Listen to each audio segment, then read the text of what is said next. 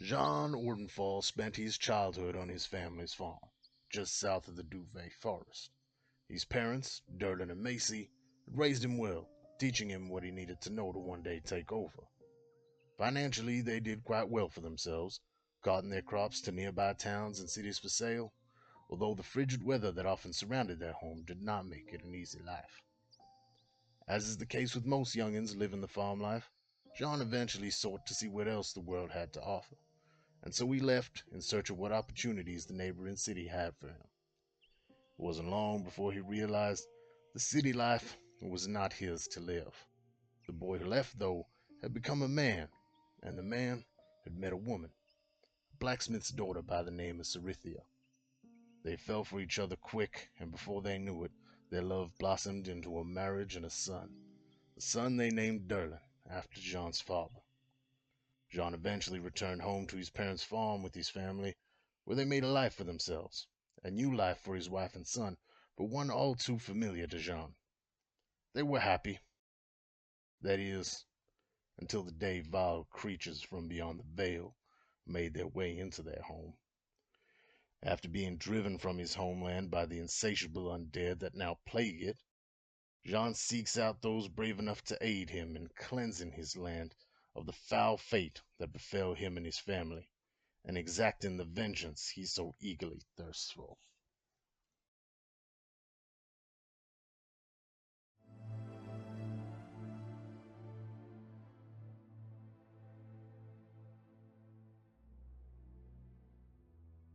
As a young child, Celeste Highcrest wouldn't have dreamed of leaving the sheltered life of luxury that she had become accustomed to. Born to two noble parents in a land beyond the veil, Celeste's childhood had been fraught with expectation. Her father, High Archivist Saran Highcrest, had set very high standards for his two children. The elder of those two elves, Celeste's sister Cressida, had surpassed all of them. Saran trained his two daughters in the art of magic and history, a respected wizard himself. Cressida had leaned into this as easy as breathing. Celeste, however, had struggled, fighting the shadow of her sister's success. She never quite met the expectations of her family, and was always the object of her father's disappointed glances.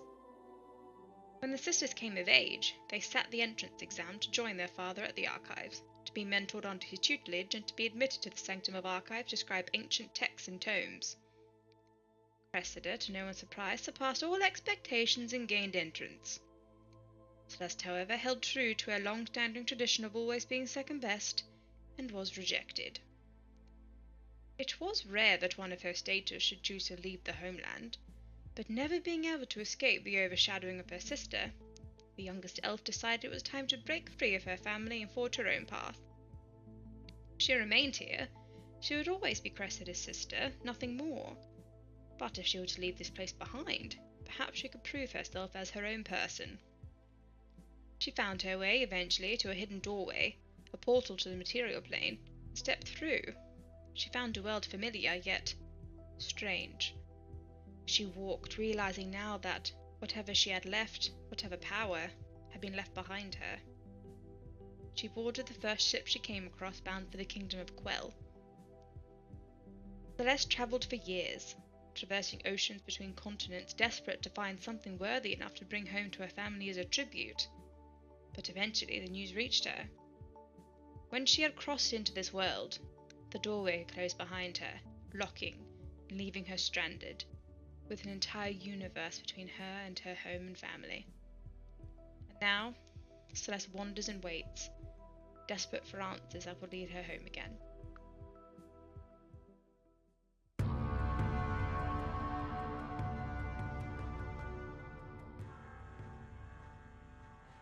Drekik Yorksan, a white dragonborn who grew up in the area of Utevshal in Ogralan. My father was the Earl of Kriegsgard. The area was heavily contested by the opposing threat from Uzan Karul and the Blood Renderer. When I was 7, our village was attacked, and my mother was lost to us. My father, disappointed in my lack of strength and unable to care for me, gave me to the priests. They raised me and taught me the ways of the gods. It was here I studied the best I could, But as I stared for hours over books and scrolls, the markings could never seem to make sense. The occasional word I could read, but most were lost to me, due to this dreaded curse in my eyes, making the world seem blurred. It was only through listening and paying attention to the prayers and the ways of the priests that I was able to memorize the ways without ever needing to learn to read properly. After 8 years of service, my father returned for me, saying that it was time for me to return and defend my clan. I never liked war. The killing and bloodshed did not appeal to me as it did my father and brother. One night, I tried to make peace with the enemy by healing their wounded and sick, but I was betrayed. It was in this way that the village on the border of Iswalan was run over, and I was banished from my home to walk a path of shame for the rest of my days.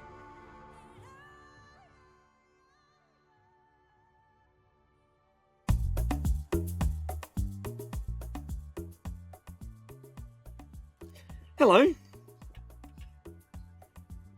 You're a cheeky looking fella. What are you up to? Ooh, I think you must be a sheep. Come join us by the fire. I got a friend here.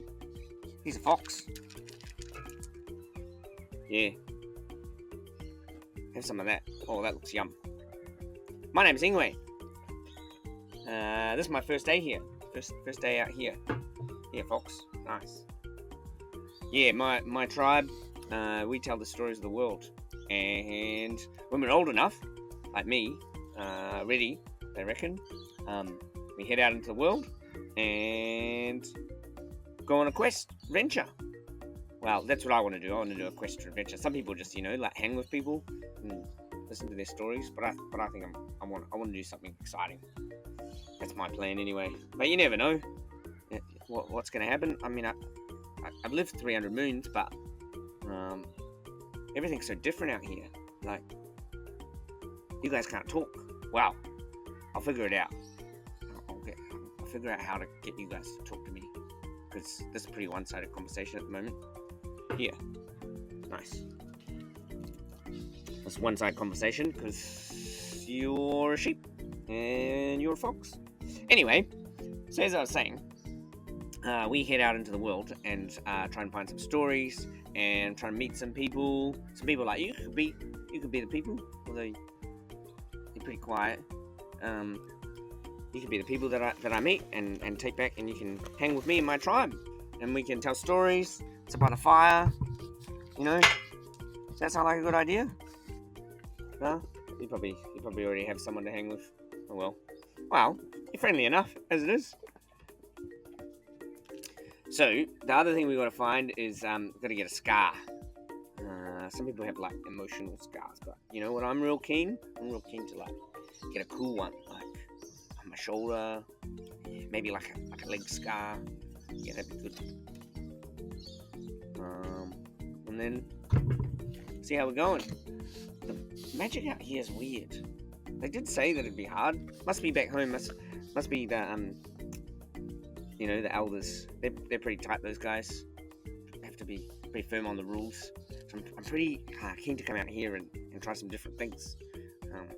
We're allowed to do whatever we want out here in the world, just whatever takes our fancy, and then be ready when we go home to, be all tight like the elders and follow the rules, be pretty lawful, be good, that sort of thing.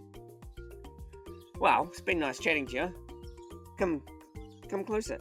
That's alright. Nice and safe by the fire.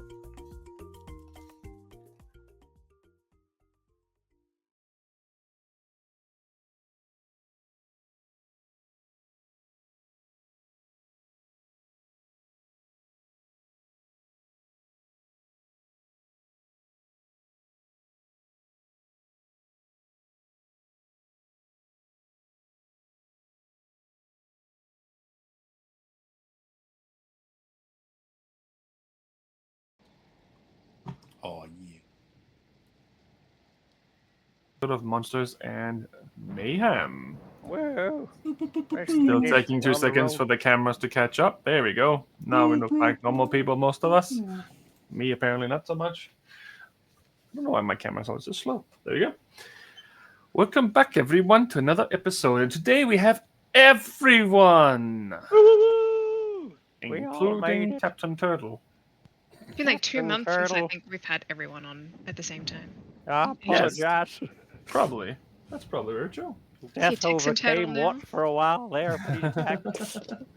Well, we have one announcement today. I think our lovely Norocto would like to talk about his little project that he has yes. begun. Last week we began the classic campaign of Mines of Fandelver, which is streaming weekly on Wednesdays at 7 p.m.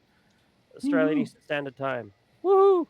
And from the reviews I got last week, it was a riot. So yeah, you should totally. It was join in. all right, or it was a riot? It was both. Okay. It sounded like you said all right.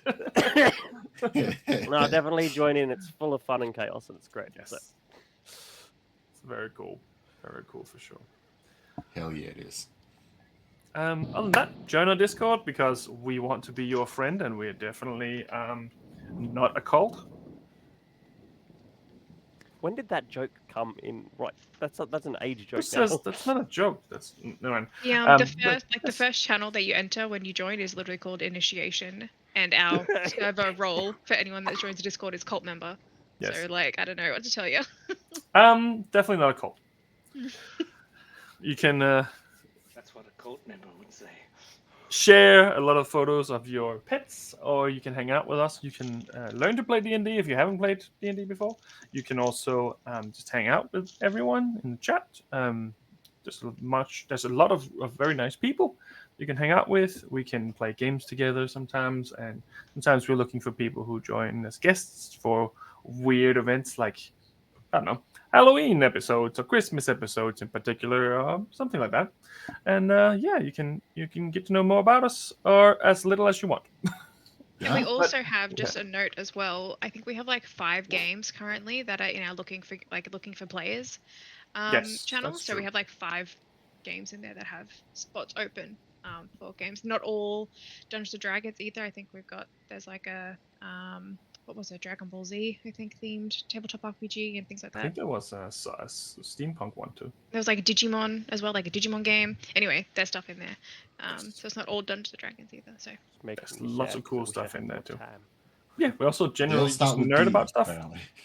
everything starts with D. Dungeons and Digimon.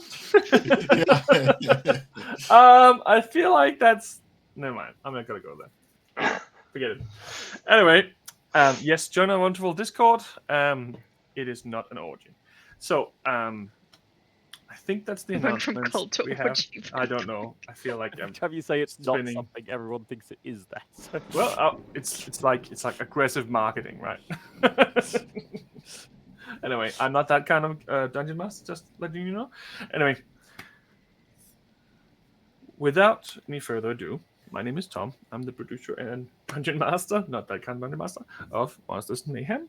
And if you have more dice than friends who didn't know that there is a generate random character on D&D Beyond at the moment, which I didn't know, What now?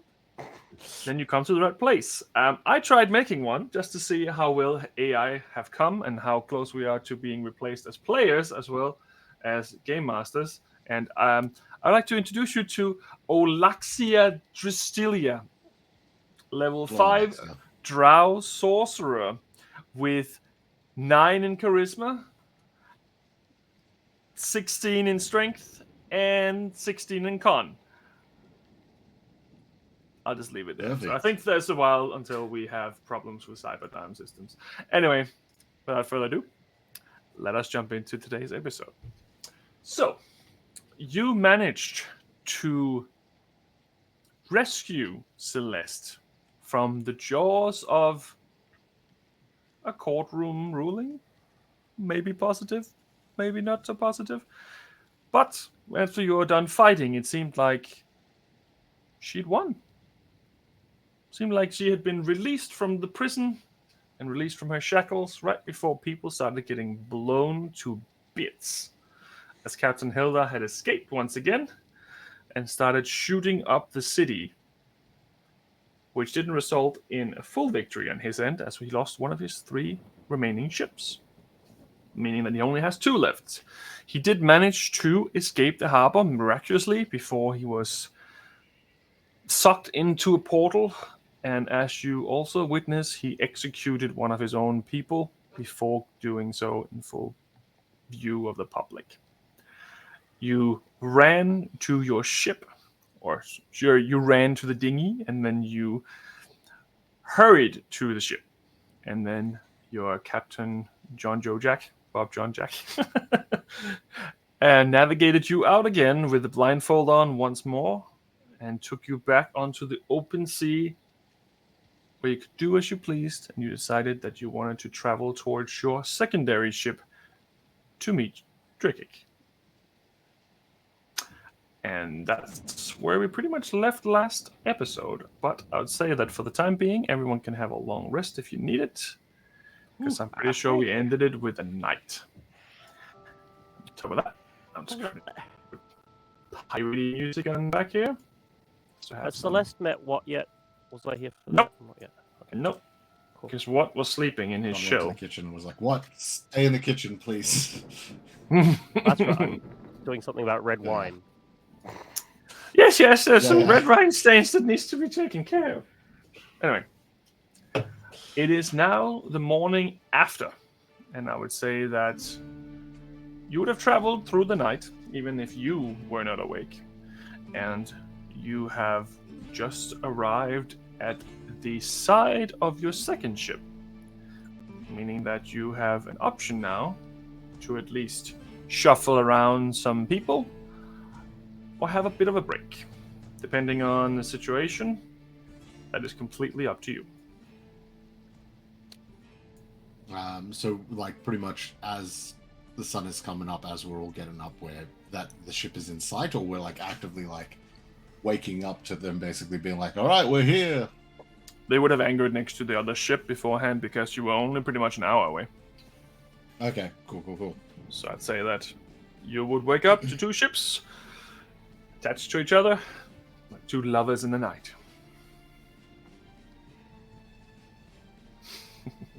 D&D Beyond is not letting me take a long rest. So. Yeah, me neither. Okay, How good. unfortunate! Okay, good. It's not just me. I thought it was like. Oh, maybe it Like strapped itself. It's the AI! I just told you. Take it over. You Anyway. insulted it, now it's angry. Don't give me Getting revenge. charisma. Anyway, but for the time being, you have had a long rest.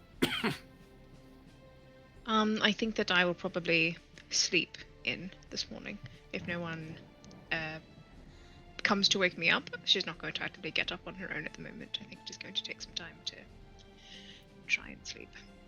Right. All good. No problem at all. Taking advantage of that, Jean is going to go out. First of all, wake up Ingwe, and sort of slowly and gently, quietly, because I assume we were all given the captain's quarters, correct? So we're probably all in the room together, I imagine. Yeah. Just, Ingwe, wakey. Do you want to come down? I figured I'll prepare something decent to eat this morning, so Celeste, at least return to some degree of normalcy. But I think while we're down there, we might need to discuss how we're gonna break certain news.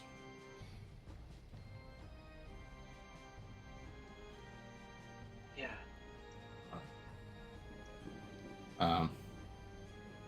Would Watt be sleeping in the safe quarters as us, or elsewhere? What would probably be in the kitchen in his shell? Yeah. I think that's where you left him. As well, to be honest. All right, head down to the kitchen. Sean will probably wake up Watt down there as well, just because. Like, what? Hey, it's morning already. It is morning. We're already at our location, but you might want to be present somewhat for this conversation. It kind of involves you a little bit. Oh yes, I got the red wine out. It's all right. I figured it out. Good. We can go back to bed now. It's all right. I'm glad you managed to do that vital thing. All right, and Jean's just going to start collecting ingredients while he's talking. Cool. No problem. I don't even know how to start this. The hell are we gonna tell Celeste anyway? Just be upfront about it, or we sit her down, have a bite to eat first? Well, I spoke to her a little bit last night. About how it was dangerous to. I'm pretty sure I told her Oh, already, but she didn't seem that phased, so maybe I wasn't really that upfront. Like oh, I think if you're saying we should like give it to her softly, I've kind of done that. so if we need to follow up, it's got to be more direct. I think so. I think, um, I mean, she was pretty tired last night, so, and it had been pretty crazy and traumatic. But usually I get the sense with Celeste that if you like put the information out there and she figures things out for herself, it kind of gives her a sense of power and control of the situation. And I think I did that, but I don't think that she could comprehend what had what I was like. Like I gave her Draconic sword, for example, Yeah.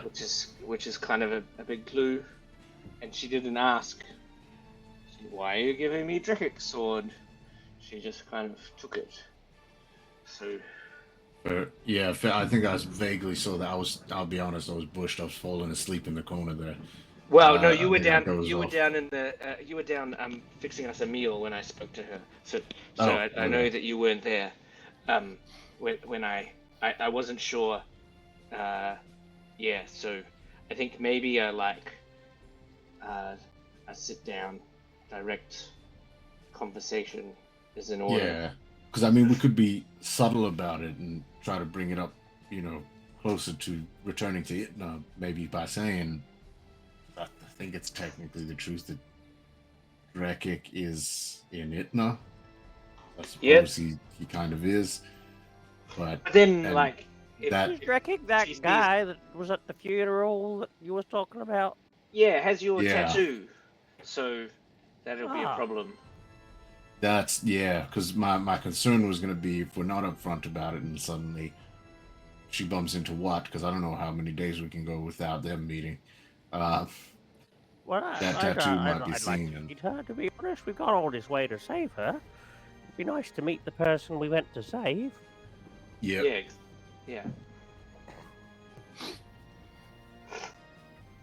Oh, Maybe, shit. maybe you should tell her before she meets what.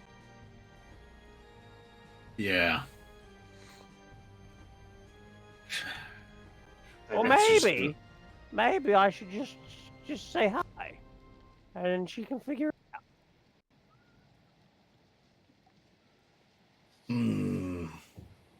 Feel like that could be dangerous. Because I'm still not entirely understanding how me saying hello will make her think your friend is dead. I've got I it. do not know. I've never met him. I don't know him. I've got it, Mr. John. Yep. Why don't you tell her we have some disturbing news, and then when she figures it out, she'll know that we were going to tell her, and then we don't have to tell her. We'll just say like, we're waiting for the right time to tell you some disturbing news. I feel like all of these plans have some merit and are also all terrible. All right, I'll tell you what. Why don't we get breakfast? I'll finish up getting breakfast ready. Why don't we all meet up? We'll sit down. We'll eat. Is she an emotional person? I think it's just an emotional circumstance. But overall, is she quite emotional?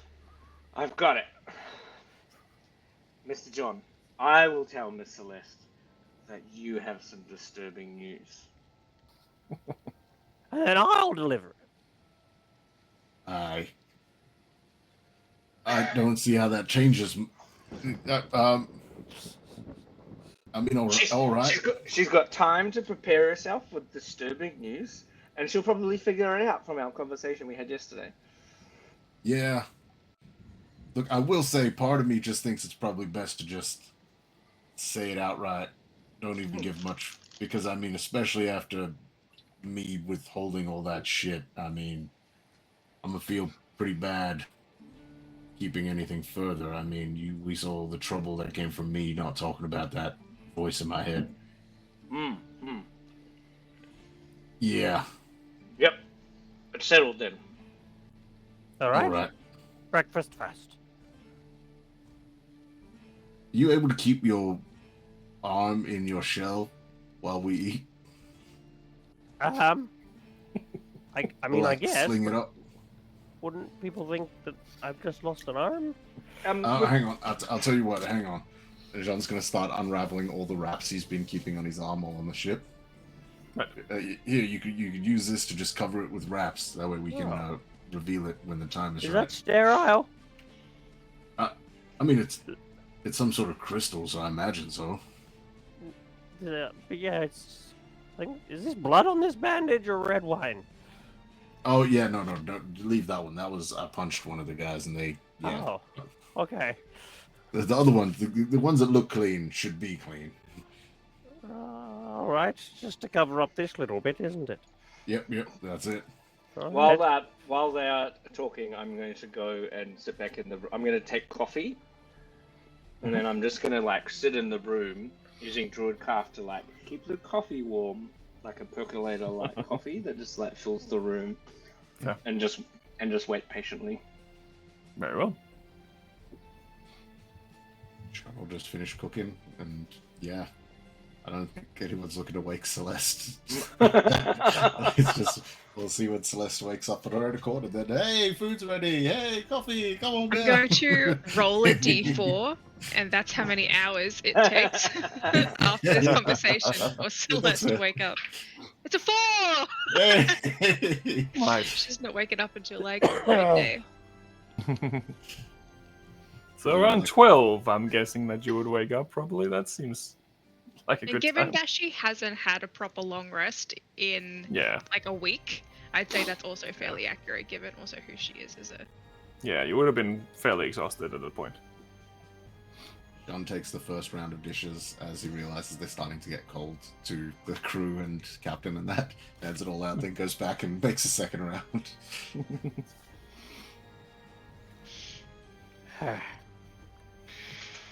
So, is she sleeping or is she dead? Sleeping. She's taking her a long time. Not Does she in normally the sleep morning. like this? Yes. Well.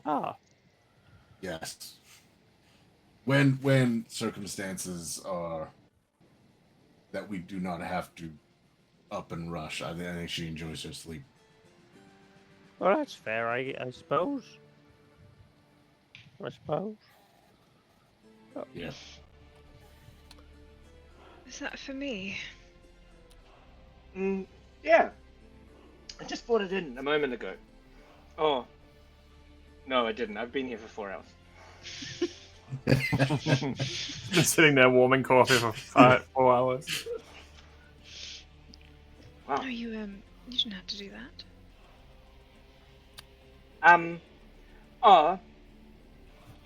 Yeah. You've been through a lot. So, I just wanted to make sure you saw a friendly face when you woke up. Appreciate that. Thank you. It's only half full now because the way that I keep it warm, it kind of it'll probably be really strong. You'll probably really like it. Oh no, that is nice. It's like 2 straight shots. All the water is evaporated from the espresso. It's just cake. Yeah, it's like a piccolo.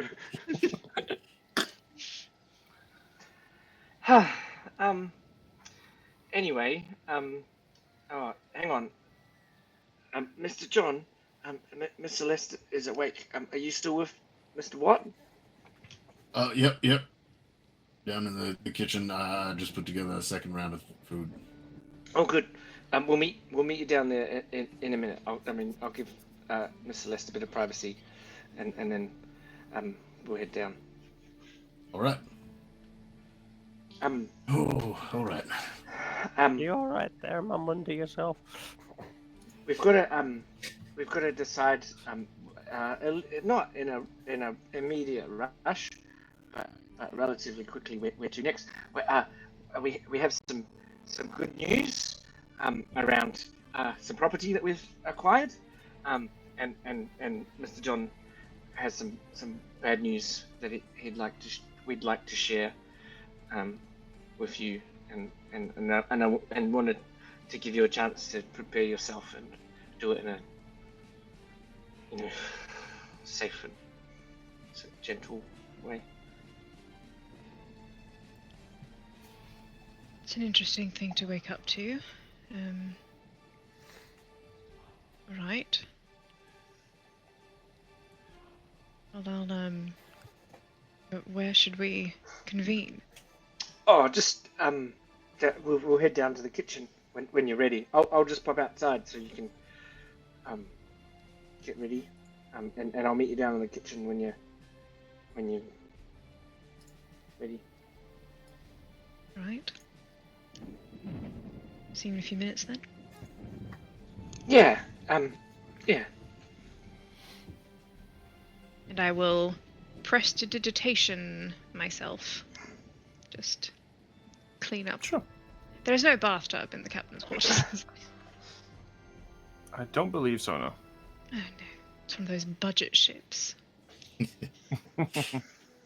Well, I mean, technically it's a stolen ship because the captain's still back at the docks. However, that's a minor detail.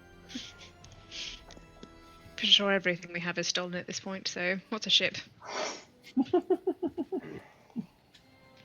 Yes, so I will prestidigitation myself and then tie my hair up, make my way down to the kitchens. Having never been on this ship before, I assume that finding the kitchens is fairly straightforward. Yes. Next 20 minutes. Roll to find the kitchen. One. I wander off the side of the ship and drown. Once again, she was kidnapped. How'd you end up back in Itna before us? I swam. I commandeered a whale. See, this kitchen is really inconvenient. Yeah. You gotta go off the side, underneath, up through the bottom. Yeah, there's just a hole in the ground in the kitchen that you gotta like pop through. Yeah. You have to fish there too. Yeah. Well, I'll open the door. I was going to knock, but not going to. I'll hesitate for a second. And Very well. open the door. Good morning. Oh, good morning.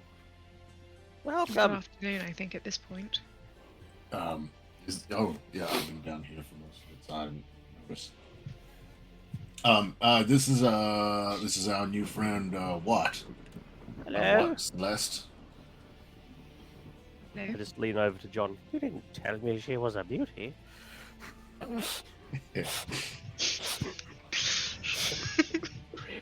Anyway, Romance I figured we'd put together some decent food as best we can on this ship, so at least you can have something decent to eat after all that you've endured. I appreciate that, but I'd rather you just tell me the bad news.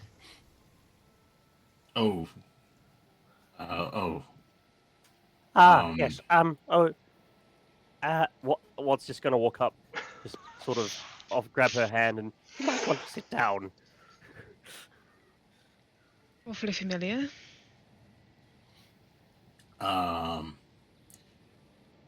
Yeah. Look, I don't know how to even say this. It's not really any other way but to just spit it out, I guess. Drakic.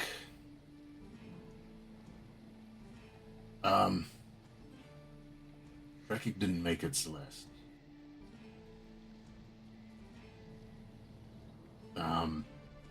Drakic. Drakic's story came to an end some days ago.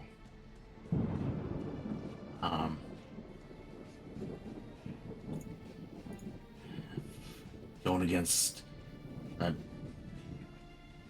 big fucking guy, ogre, whatever they were calling him. We're on our way, and just if I didn't go our way, and we couldn't save him.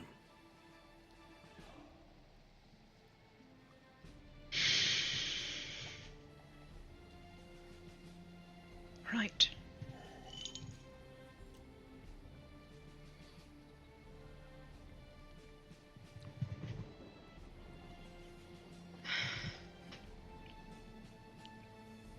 What did he look like?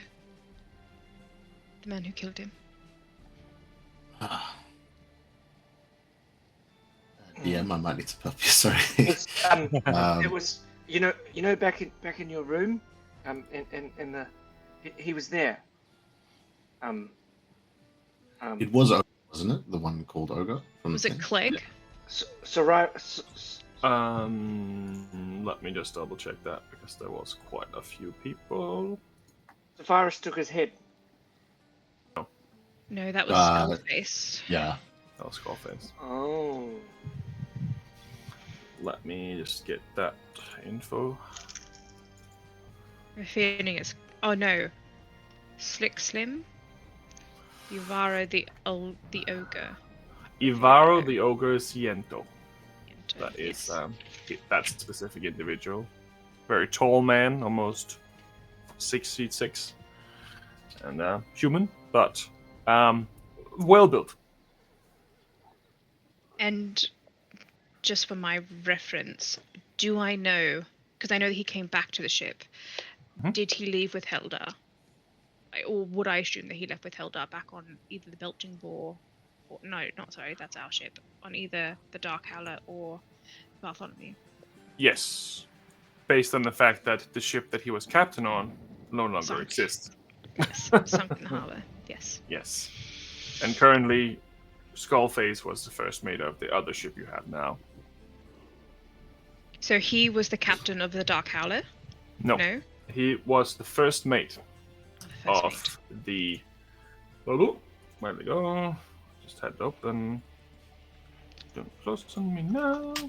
He was first mate of the Hulking Presence, which was the first ship you guys fought on the fishing boat. So the smaller of the five, well, this like the one of the two smallest. They're the same size, pretty much, as the one you do have now.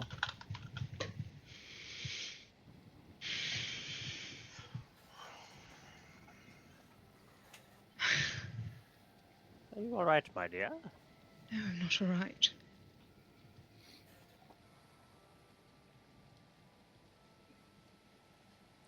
If it makes it any easier, we brought him back to Itna, and we did try,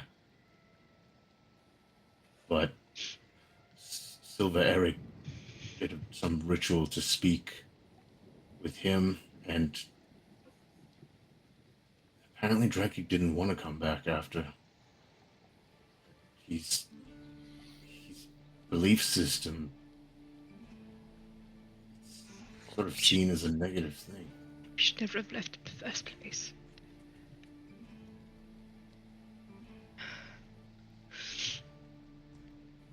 We make the decisions we make because they seem right at the time.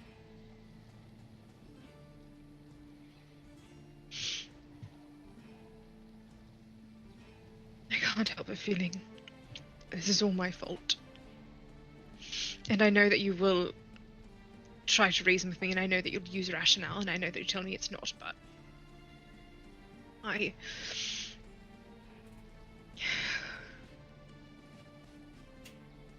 He was so...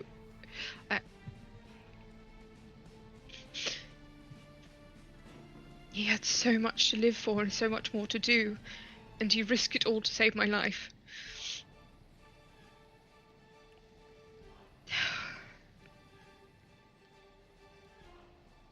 But I will not stand here and feel sorry for myself and feel sorry for us. Because at the heart of it, there is really only one person to blame. And I will kill him. And I will make that promise to any god that's listening, his or otherwise. Because no one deserves that. And when Vario came back, he was gloating and he said something and I didn't...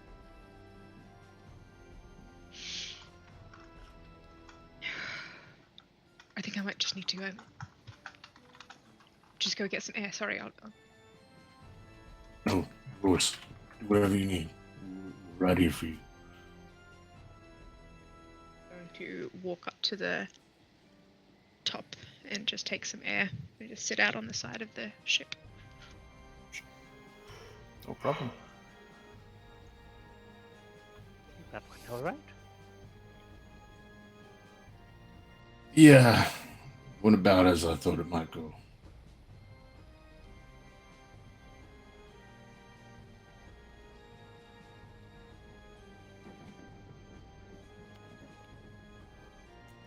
Imagine like just a long moment of everyone just sort of brewing in what just happened. Fair. That's fair. At least that's what Sean's doing. So how was the city? Well, It's pretty quiet on the boat. we got in there, and it turns out, weirdly, Miss Celeste convinced the people at her trial that she should be let free, and then that's when they started firing on everyone, and we came to grab you. Oh, Hmm. well, that's handy then, isn't it? Yeah, so we're not like fugitives from that city. Nice change for once. Hmm. Like, actually, the people we're chasing are fugitives. Are we fugitives? No. Not from anywhere around here. Well, that's good. I don't think I've ever been a fugitive. Well, my it was a guy my mum knew, and he's trying to capture me, or keep tabs of me, or I'm not really sure what his deal is, but he had a thing with my mum. So we left that city. We were pretty worried about that. Yeah. We're not headed back to the cold place, are we? Yeah, that's the plan. But just for a short stop in the cold place. We've got to go get Miss Celeste's thing. She left them behind in the room.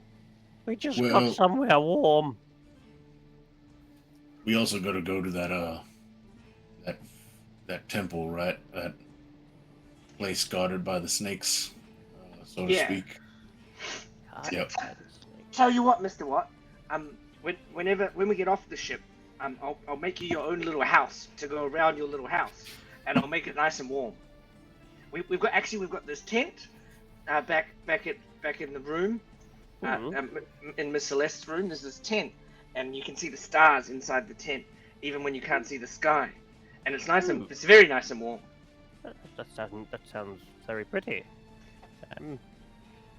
It's like a cave, but with no roof. But it's a canvas roof, and then if it makes you feel better, I'll also put a cave around it. Oh, that's very ingenious. So That's we'll have pretty clever. a tent with a cave, and it'll be nice and warm. I promise. But And we're only there for a short while, aren't we? We have other places to go to. well, we're just gonna go to a temple, to get a hammer. That's gonna help us. Get Miss Celeste back to her home. She's pretty Right. keen to get home. And so's my friend Vartex. You'll really like him. I'll introduce him to you at some point. He's a funny dude. And I have some pet foxes. One of them showed me how to blink. One of them showed you how to blink. Yeah, well, not blink. Do that like mystical step thing that you do to move faster. Oh, like the little misty steppy thingy I do. Yeah. He showed me how to. Well, he does it kind of all the time. Right. I think when I was hanging out with him, I was like touched by his presence. Very well then.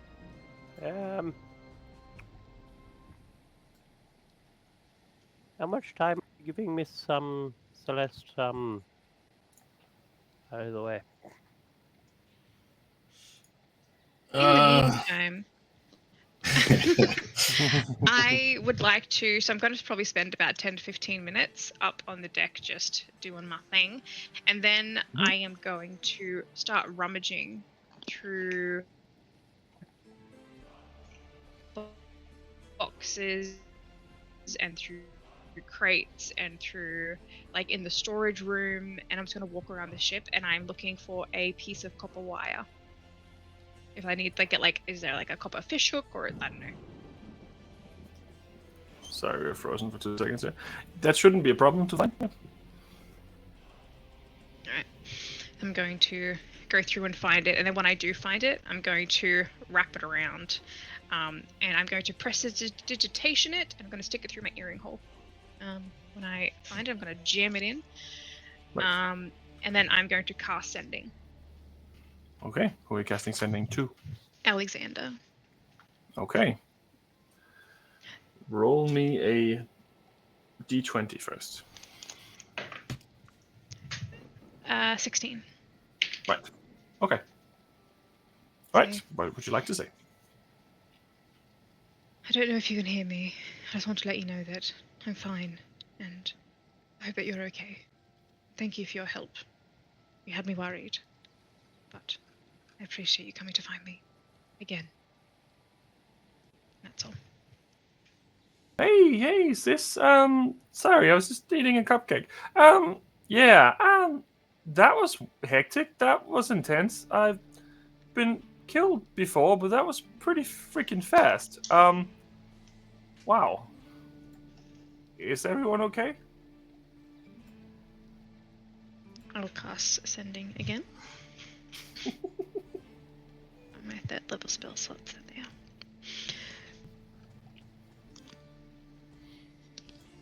Almost. Need to find Heldar and kill him. Yeah, okay. I wasn't finished talking. Give me my 25 words. Shut up. Shut the fuck up. Let me finish my shit. Is that a question? Yeah. I need to find him and find where he went. He disappeared through a portal, but I'll find him. Yeah, Now okay. you talk. I don't really have any clues. I didn't really see much of them. I can keep my eye out, but where do you want me to look? Sending again. Can I upscale sending? Yes, I can. Upcast it. 'Cause that's all my third level spell slots. It's almost like I'm trying to take them away. Come on. I'm not sure. You don't Libraries, need spell perhaps. slots. The ship was a creature. I don't think it's from this plane. That's where I'm going to start looking. Anything tied to that. The portal looked like water. Okay. I mean, I can try looking in the water, but I don't really know how else to help.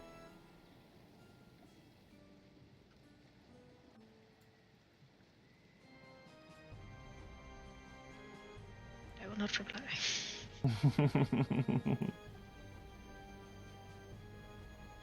And then I'll make my way back down to the kitchen after probably about 25 minutes with all the looking and the talking and the sulking. Fair.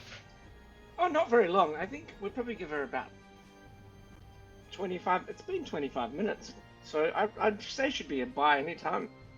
And then we can tell her about all the good things that happen. I suppose. And yeah, if you called that time and she just walks in that door like now. I hear this conversation as I'm walking down the hallway, and I wait another 15 minutes just to.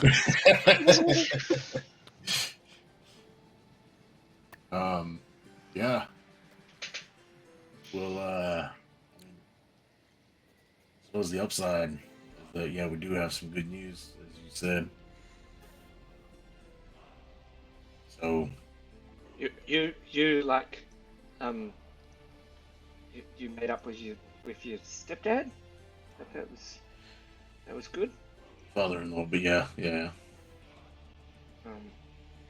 got a ship. Yep, that's probably going to affect the relationship with the father-in-law. No, but we can give him back his ship. Yeah. I hope he's okay with it. Still took it in the first place without his permission. After he stuck his neck out to help us. True. Granted, we didn't know. Yeah, Silveric was like, "This ship, hey, let's get on," and then, an hour out at sea, suddenly like, "Hey, glad you patched things up. By the way, this is your father-in-law's." Like, oh, good. Sounds as though we'll be coming back to accolades then. Oh, hey, yeah. How much of that did you hear? Commandeered a ship that was not yours. Yep, all Turns right. out to be your father-in-law's. I didn't commandeer no ship. I was just here. On the ship. Happy for you. But then we took one of the ships from the pirates that took you.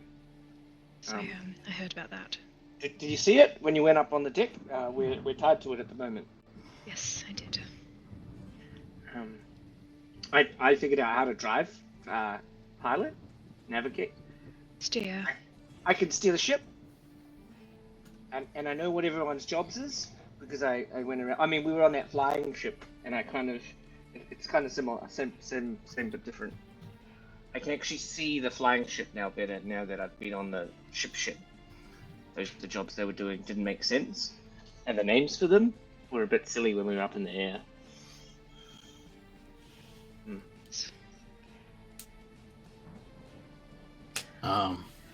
So what's the plan then?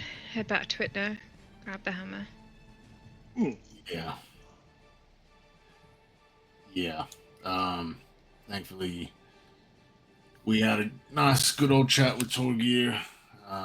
He brought us in to meet the rest of them that run, including the Queen. And they gave us permission to head out that way, so someone's going to be coming with us. And it's going to lead us up to double checking my notes. Temple that was apparently once protected by a snake god. Nothing can be easy, can it? Why couldn't it be the butterfly god or something? It always has to be snakes and demons and dragons. Yeah, and I mean, I don't know if you recall, but remember we had that whole encounter with some snake-like people in that volcano where, well, I guess it wasn't really a volcano. That spot where we next to the door. Yeah. Oh. When we lost yeah. Valentina. Yeah. We lost Valentina when we were with Tam. Mm. Right. Yeah. Vaguely remember. Those sorts of things sound, or at least look, very similar to the way these guys described certain protectors at this time. Well, then it won't be anything we haven't done before. Yeah. Wait, how much have you guys done before? A little bit. It's a bit of a story. We've been to a few places. There was Mr. Tam. He wore that tattoo before Mr. Drekic. And then Mr. Drekic. Oh, who wore the tattoo before you? I don't know. I don't know. We're figuring that out. Did you see a vision? Because when I got my tattoo, there was like a vision. By the way, Celeste, I think I'm sure you figured out already what seems to be. What? Oh, good. Yep. That was fast. There was a city of undead or something. I don't know. Those hurling fireballs. That's all I know. It's familiar. A city of undead hurling fireballs. That's quite different to my vision. But similar to something that we did. I also, when we were on the when we were battling the other boat before, for some reason I ended up in the, like, I kind of describe it as like hell. Literally? Somehow ended up there for a bit. Lots of people dying but not dying. Does that make sense? Yeah, except that you're not supposed to be able to travel planes because of the. Perhaps it was something similar to what happened to us. I mean, But that was the practically a person was saying it hellscape. was some sort of banishment spell or something. Shouldn't just get a big knock on the head and, rent it for a Do I moment. have a lump? I think you have lots of lumps. Just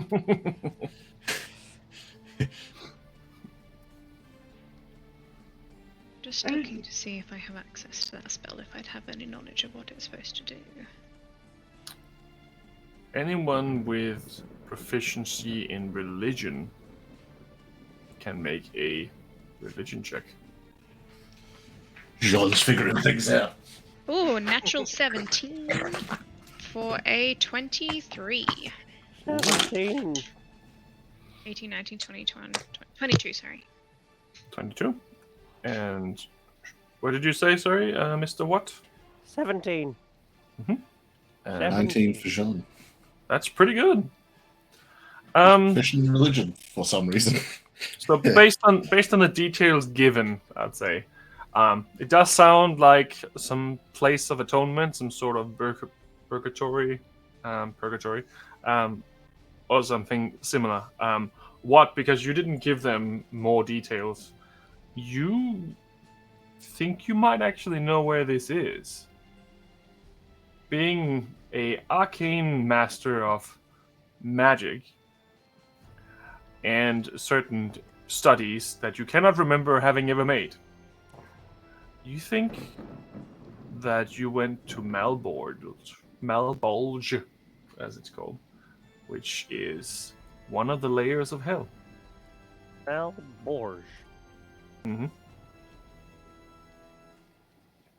I don't know why, but in my head I'm thinking Malborge?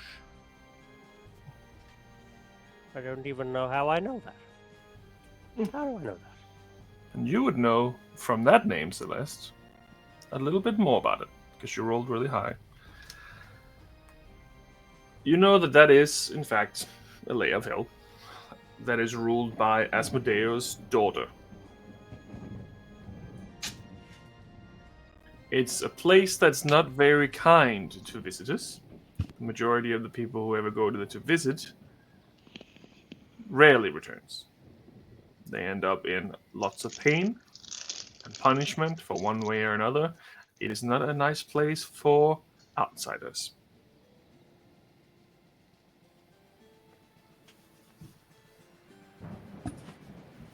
Are you quite sure? I'm quite sure of what? Where you went? Oh yes, I definitely went there. I definitely that's definitely the place. I believe for some reason. Don't know how I know. How do I know that? I just look over towards Jean and Ingwe. Malborge is ruled by the daughter of Asmodeus. Wait, so this is a real place? Yes? Oh. That It's- feels weirdly related to things, right? Is it referenced in this book? Wait, let me check. Is it referenced in the book that we got? It's about Asmodeus and like becoming a god. That I came into? Not really, no. It's just in that book specifically, it only talks about him. It doesn't talk specifically about his daughter or son or anything like that. It's just about who he was and who he became, pretty much.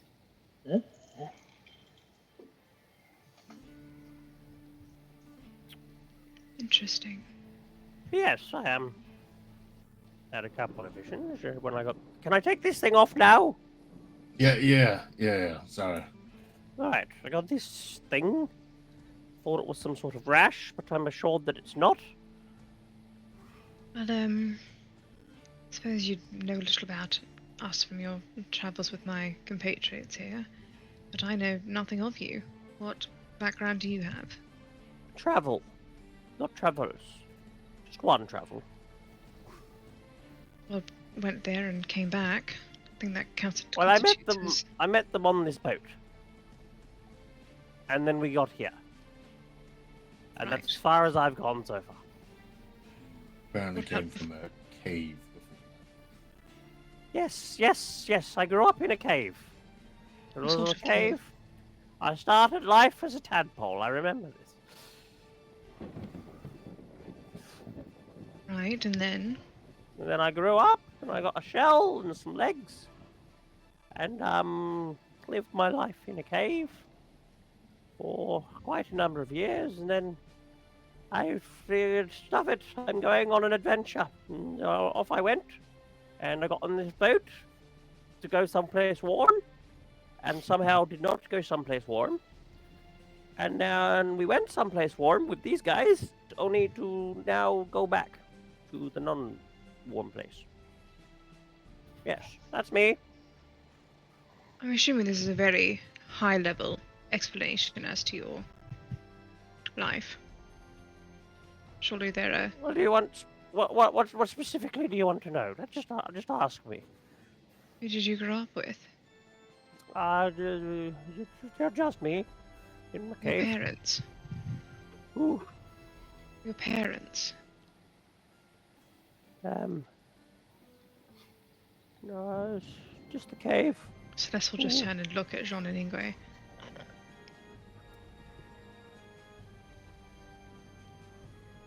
So we lost Drekik. I've been told, yes. He was a very noble fighter, warrior of the Stormlord and chosen of the Nine Gods. Yes. Helped us take down a dragon in the first couple of days of meeting him. Seemed in some way associated with the resurrection of Ron, or at least a close link. Yeah. And now we have a turtle who's leaving his shell for the first time. Turtle. Turtle, yes, not turtle, turtle. But I just wanted to go to see the sights of the world. That's all I'm here for. The gods have an odd sense of humor. Yep.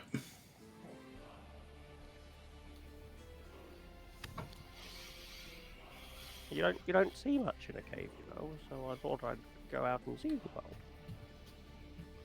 It was very strange when the person who put that spell on me, they said the spell was supposed to banish me to go home, and then I somehow went to this hell place, which is very strange because that wasn't my cave. So I'm not sure how I got there. But yep. Some say home is where the heart is. I wonder what that means. Are you saying my heart's in hell? Potentially. I wouldn't rule anything out at this point. No, my heart's in my chest. I can hear it beating. Yep. Shall we begin to set sail back to Itna? Yeah. I don't know if we need this extra ship now. I think we're good to just sink it and leave it at the bottom of the sea.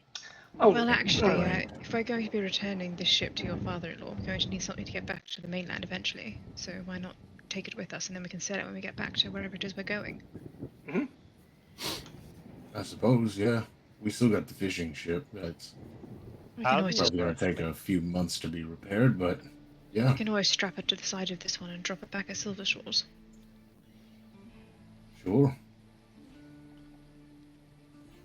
Sort of looking at the other ship as well, is there like a minimum crew size that thing would probably require? 5. All right. Yeah. Maybe we'll need to hire a couple people to keep us going smoothly. But You just ask around to see if anyone needs passage back to the mainland. I'm sure there might be 1 or 2 people willing to get a free passage for doing some work on a ship. Yeah. So, it's okay, Mr. John. I can teach you how to be a sailor. Oh, I'm happy being a deckhand here. I mean, you seem pretty keen on wanting to sail that ship, so I mean, by all means, anyway.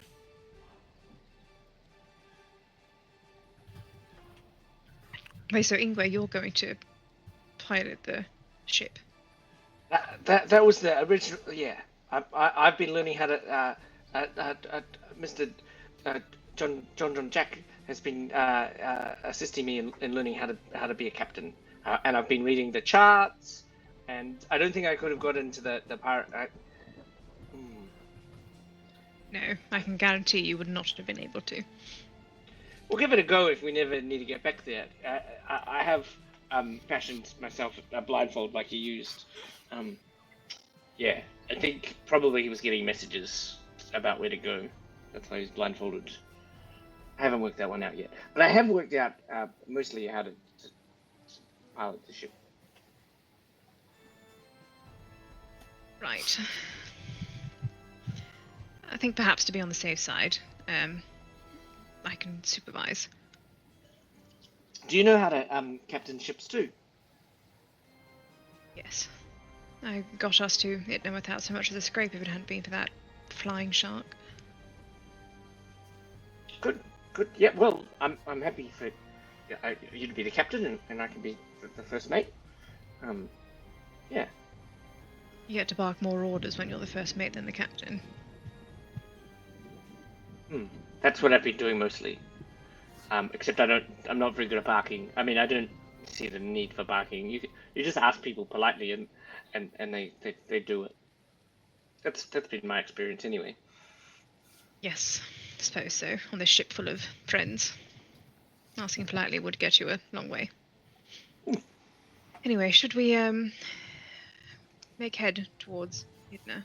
I'd rather get there before the week is up. Yeah, let's jump. Should we jump on the barrage? I'm happy to stick here. I'm happy to go any ship, honestly, as long as we get back. Well, who's captaining this one? John Jack.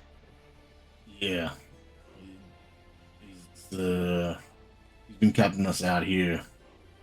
He's sort of put in charge with Silver Eric.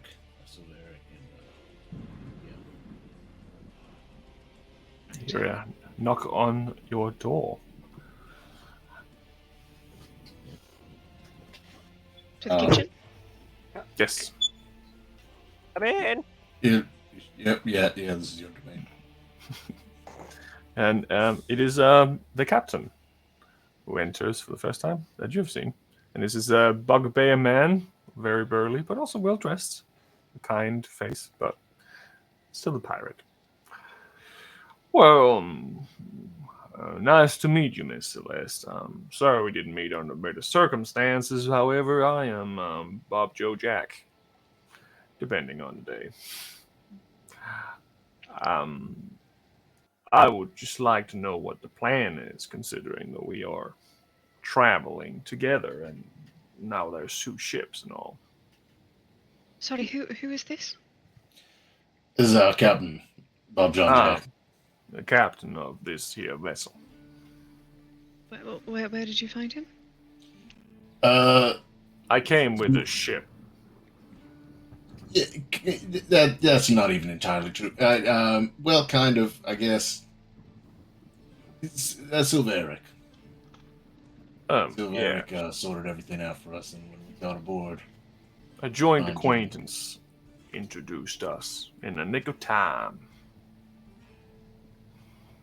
Right. Well, I think what we've discussed, Mr. Bob John Jack, is that seeing as we have our own ship and you've returned us to it, we're going to sail our ship back to Itna. Is that where you were thinking of going afterwards? I think you're going to pick your captain back up. No, not really. I don't think we really need to pick him up. He needs to cool off for a little bit. That's a perfect good place to do so. I'd say it's pretty cool. Yes, indeed. I think maybe we'll go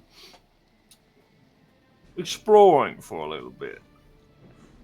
Well, now I think we should probably be taking this ship back to Itna along with the other one, considering it belongs to my father-in-law. Why don't they take the other one and we'll just keep this one? Well, I mean, technically they hired the captain, and the captain's still there. So Wait, so you have 2 captains? Oh no, I became captain de facto when there was no captain on board the ship. It's part of the rules of the sea, as I'm sure you can imagine. So, in the absence of our captain, I must take over and run things in his absence. Isn't that what you got in trouble for, Mr. Celeste? No, I was in trouble for mutiny and murder. 2 completely separate issues. Isn't Yeah, that we what don't- mutiny is? Though, like No- taking a ship from the captain and leaving him. Isn't that? Do you have to murder the captain for it to be mutiny? Like if you leave him on an Well, island in the I mean, cold, is that mutiny? Technically, mutiny is something that happens on the sea, and we were very much on the sea, and he was very much on land. It's So, actually just theft at this point. grand theft boat at this point, yes. It's a bit of a gray area. So your captain owned the ship, and he was just hired. He was a hired ship by. He was hired, yes, for a while to do a job, and none of us really wanted to. But he ignored our request to not take this specific job, so we decided to ignore him. Well, that's mutiny. Well, no. We didn't ignore him until we left him. Sounds like mutiny with more steps. Does. No, it's just complicated. You're a fine captain. sure that'll the hold up entire in time you've court. been captain, we haven't had a single problem on this vessel. Yeah, I appreciate that. I'm been a functioning, very good captain, I think. Not a single. You know what? I'm not even gonna. Are we still floating, John? Yeah. That's good to me. We'll return to him eventually when we head off on. Well, I'm going to make my way up, and we'll Making my way. go up to the other ship and start making our way back to Itna. I am rather insistent that we start making headway. No, yeah. No, I agree. We should. Considering Torgir managed to organize and do what they've done, and the fact that they will likely be coming with us on this mission, I don't think it's wise to piss them off any further by not returning with their ship. Oh no, we'll be taking both ships back to Itna. Looks at Bob John Jack. Is that right? Make a persuasion check. Oh, yeah. So persuasive, Jean, the grumpy old man. Woo! Lucky number 7. Sure, all right. I'll do what you say. I guess my heart can't go on knowing that our beloved captain is stuck on landlocked shore. Also, I realized I forgot something at home, so we probably do need to go there anyway. Do I believe him? Roll an insight check.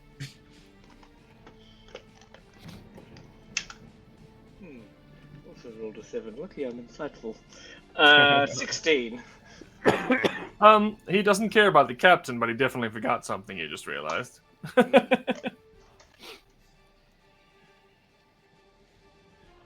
So to confirm, we'll be taking both ships back to Itna. Yeah, sure. Yes, I know, that's why I just said it. And then we'll be going to the Temple of the Snake God to get the hammer. Mm-hmm. Coming back, and then taking this ship back to mainland. No, taking the barrage, the ship next door, not Bob John Jacks. Will rejoin Torgir and his old captain, and we are going to keep our new ship that we got. Right. Yes. Sorry, I thought we were on that ship. I'm getting so confused as to which ship is which. No, you're on my ship at the moment.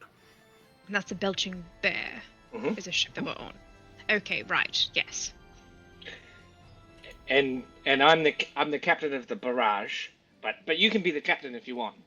I found the paperwork and yeah. I just think in terms of navigation, I mean, I'm more than happy to supervise, but I just don't know. Right, well, let's go across to the barrage then. Just one question. You probably do need at least one more individual on that ship to help you navigate, so I just need to know who to send over. Yeah, we're going to take Jordan. Okay, if that's the guy you want, that's the trader you get. Right, send a new guy over to the other ship. Thank you. So on the barrage, we've got Celeste, Ingwe, Jean, Jordan, and just, I think Sephiroth wants to come with us, but he was just a passenger, so I don't know if he'll help. Well, I don't know how much he knows about ships anyway, but yeah, you can take him if you want. Should we have another crew member just to help Mr. Watt out with his duties? Who's Jordan? Am I staying here on this ship, or am I coming with you? Nah, come with us. Yeah, you're part of the club now, friend. Woo! You much of a choice. Clubs. Jordan was someone who defected from crew of the ship we took, so to speak. They're the last one alive. We kept them, and they've been aiding us with information and whatnot to better our chances of finding you, getting in and whatnot. They didn't have too much. Seems they're a little bit green, but you might want to chat with him, I guess. Where would he be currently? Last I spoke to him, he was in charge of rigging and ropes. He was on the other ship, I believe. He didn't come with us. No, we took didn't we take everyone and just anchor the other ship? No, you left we him left Jordan. specifically He's on the barrage. on the ship alone. Yeah. with the other people. I remember that. It was like leave just enough that they could watch it. That's right. Yeah, 4 crew and Jordan were left on the barrage. Yeah. The rest of us went on the Belgian. Yeah. Oh, so you're going to take some of your crew back, Mr. John Jack? Because Oh, I just wanted to make sure you have enough people on your end. Now Well, the currently situation there's- might have changed with this young individual captain that you have so luckily escaped from the clutches of chaos. So I just wanted to check in. why don't we give the crew a chance to choose which ship they'd be on? Well, they'd probably choose to be on my ship, considering I'm the maybe. captain. Well, or they could be on my ship, considering I'm the captain. I mean, maybe we should make us a list. Nah. Well, you're free to I'm the ask. first mate.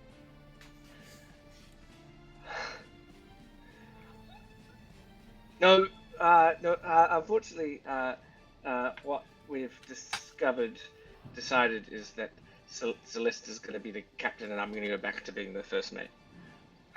Ah, So what that means is, that you can still be the head of the kitchens.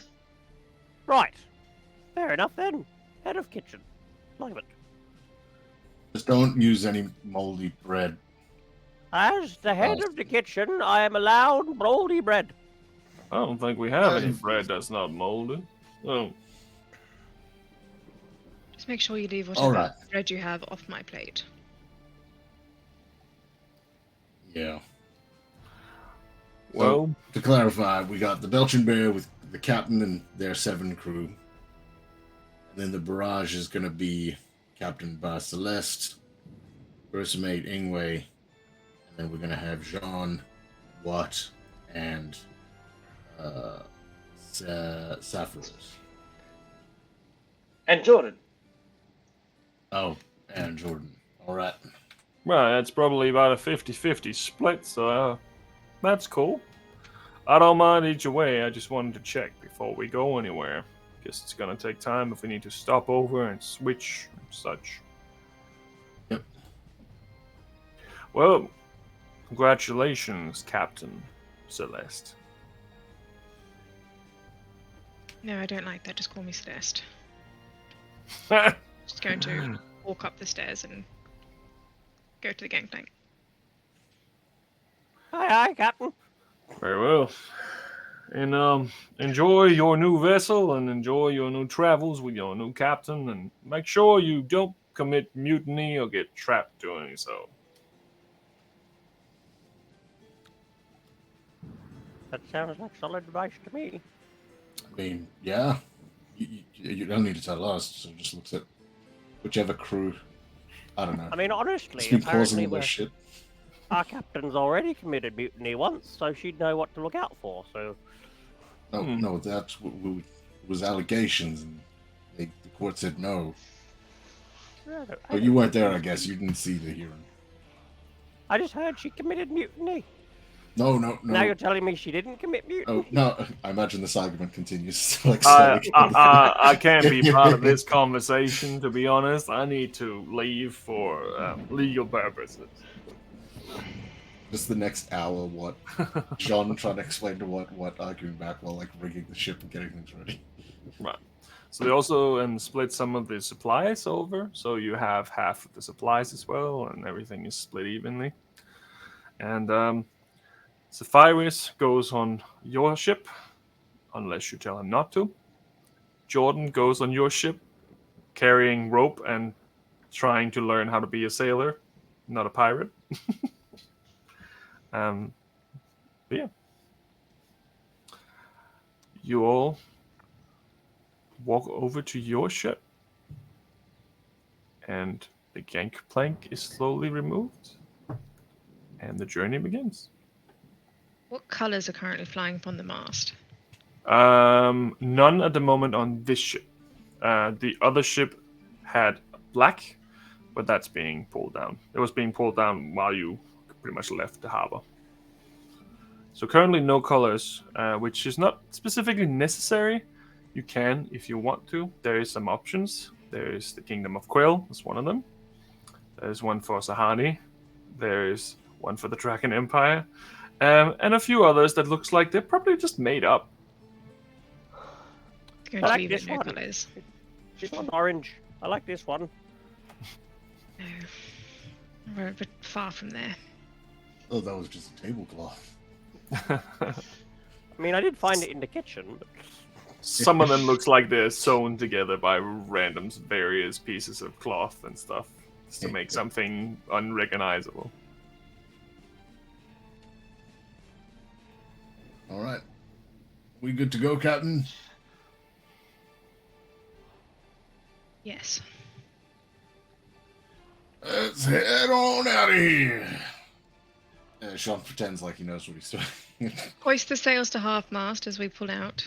Oh, half bit. Yep. Captain? Bearing to south-southeast. You want me to cut Is that the left mast in or half? right? Oh, never mind. Left from here to the... Is that right on the left side or left on the right? Oh, No, we're on a ship that's not left and right. It's port and starboard. I don't know which one's which, but... Let me see how well he does. Nope.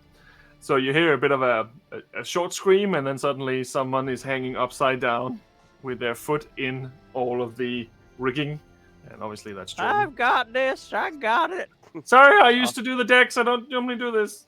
I cast Mage Hand and untie him so he can just fall straight back. Oh. John holding You all right now?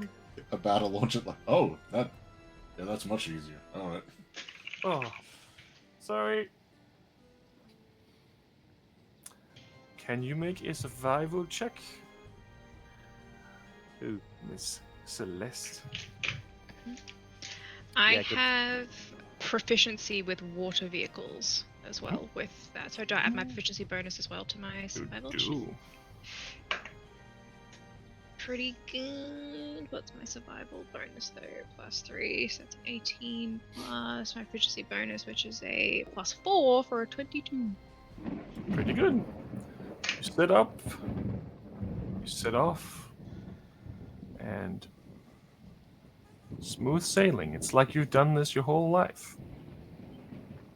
It's not the first time you tried these things, but it's been a while. It's been quite a few years since you really sailed a ship. And this time, it feels peaceful. For the first time, you don't have a bunch of pirates yelling at you. In fact, you're in charge, for once. You can see that the ship, the Belching Bear, behind you is going very smooth, but they're holding back behind you. Make you the first ship. But for now, you travel without a hitch for the remainder of the day. So as the sun starts going down, I'm going to call out for Ingwe. I'm here. First mating. See that star? Mm-hmm. I want you to sail towards that for the next few hours. I'm going to go and take a break. Would you like me to bring you anything to eat or anything? I'm sure I can go down and ask John what to rustle up some food for you. No, thank you. I was well prepared for the ship. I've been studying being a first mate. Actually, I've never actually been the captain of the ship. I keep volunteering and then being the first mate. So I knew this was my turn. Now, yeah, cool. Right. Trust you. You're in charge up here for a while. I'm going to walk down the stairs. Oh, just before you head down, you should probably I forgot. Here, have some read. Oh, smart thinking. It's good stuff. The whole ship is just like fog cloud. Like a fog cloud. Well, the difference too, And the boat's going like this. Like the back end is jumping. You describe the peacefulness of the ship, because Watt and Ingwe are just sitting in the middle, mage handing all the ropes and stuff. Ingwe's like, oh yeah, just pull that bit a bit tighter. You know, oh yeah, dude, All right, Mage Hand, yeah. really kind and polite. like first mating compared to the usual first mates. They're like, you're a scallywag. English, like, if you can. Oh, you can't do it. Oh, well, I'll do that for you. That's all right. Incredibly polite dick. Pardon me. Pardon me, sir. Oh, sorry. Oh, sorry. I Do you cast mind dancing swapping light the so that deck? there's light all over the deck as well, Yeah. so we can do what we're doing. Looks like an outdoor patio at this point. Yeah. Yeah, everyone's having like a tea party on the deck. Sitting there drinking and mage handing. Yes, hello, yes. There we go. So I'm going to walk down, and I'm going to try and find Jordan. Okay. He's not too hard to find. He's swapping the deck really hard right now. Below deck. Oh, Captain! No, don't even bother. Right. Yeah, you and I need to have a conversation. Right. I'm going to lead him into a private room and lock whatever door is behind me. Very well. What's your name? It's Jordan. Last name? Philista. Where are you from? I mean, I grew up on the street, so not really. I mean, I'm from Kingshelm originally, I guess. How long were you under the employ of Captain Heldar? About 2 months. He blew up our ship, and then he offered a job. He has a habit of doing that. Yeah, I noticed. Not a very friendly man, but he had a lot of people, I guess. Because he stole them. Yes, I mean, I guess I was stolen too, but I mean, when there's this big ship, sometimes small people like me don't get punished as much. Right. Self-sacrificing, are you? I mean, they're pretty weird. I was just worried about them killing me. What was your captain's name? That is a good question. So that would have been the second ship, because the first ship got kaboomed. Was that Smither? What's his name? Barrage. That Who's the captain of the barrage? Yes, so that would be Captain Deco Bloodbeard Grell. Oh yeah, that one. That was his captain. That was a guy that was chopped and shot. Chopped up and shooted. Yes.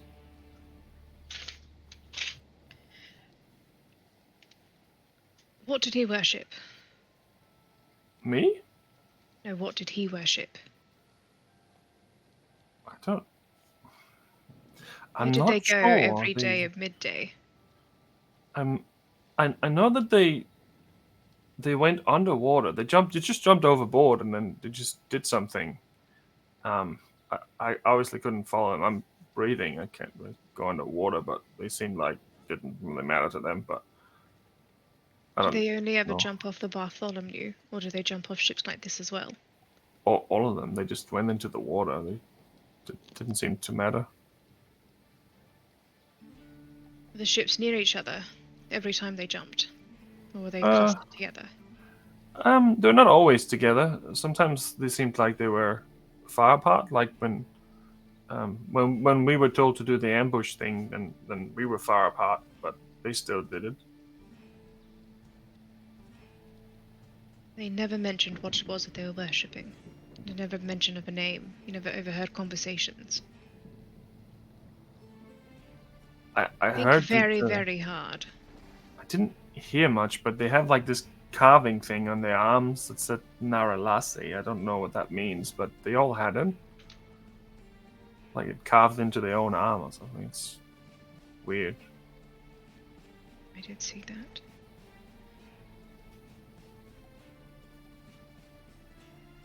I'm sure you can ascertain at this point. Hildar's gone. Oh, you killed him. Oh, that's No. great. Oh, Well, I've killed him once, but not recently.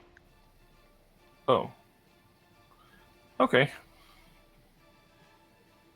I don't know where they've gone. I intend to follow him. slit his throat like he did Rin?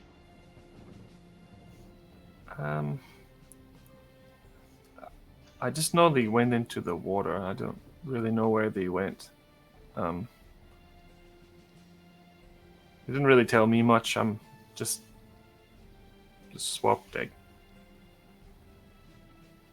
Your usefulness is growing thin. I want you to take some time tonight.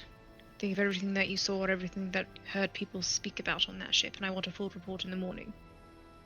Sure. I want names, places, where they went on shore, who they spoke to while they were there.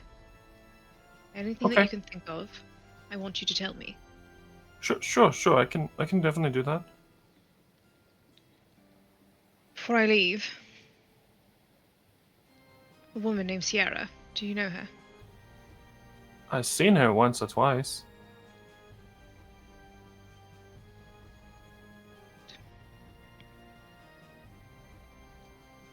Good night, Jordan. Good night, Captain. Expect a report in the morning. Sure. Make an intimidation check. Intimidation. What is that? Oh, yeah. 24. Sure. Yep. I'll get it to you first light. Oh no, don't wake me up. First light when you are up. I'll turn around and unlock the door and go to the kitchens to find Jean, hopefully. You can see that he lets out his breath for the first time in a few minutes.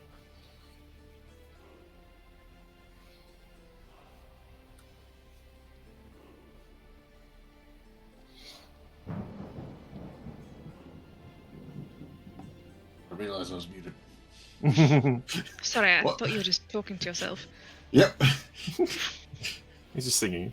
Didn't want to intrude on your conversation. No, I was just trying to point out that, if what no. If we're using the bread, just if you give it to other people, can we not have, please, what? I'm begging you. Spicy bread. Look, I'm happy to have all the bread. If you don't want to eat the bread, it's fine with me. I'll have it. It's pretty good. If you want to cut those parts off, I'll still eat the bread. But I tell you what, you can have my green parts. You give me my. Yeah. You want to do the cooking, sir? I can. If you want to. I mean, as head of the kitchen, I can bestow upon you this duty. Sure. Yeah. Then I hereby deem you head cook of the kitchen. All right. John just like, thank you. John immediately just leans over, grabs all the moldy bread, just wipes it all off into the side, into like some sort of like pot or something, and just hands it to what? That's all yours. I'm gonna take these that still look okay. I can save a little bit from that, and there you go. You are most generous. Glad you're in charge. Hey, Celeste. Well, welcome back. Kitchen. It's fine quarters. Seeing how far off dinner was, I haven't eaten since, well, lunchtime, I suppose. It was almost ready, but I Want might some start bread? again. I'm fine, thank you. What? I'm glad you're down here. Actually, I was meaning to talk to you once you came off.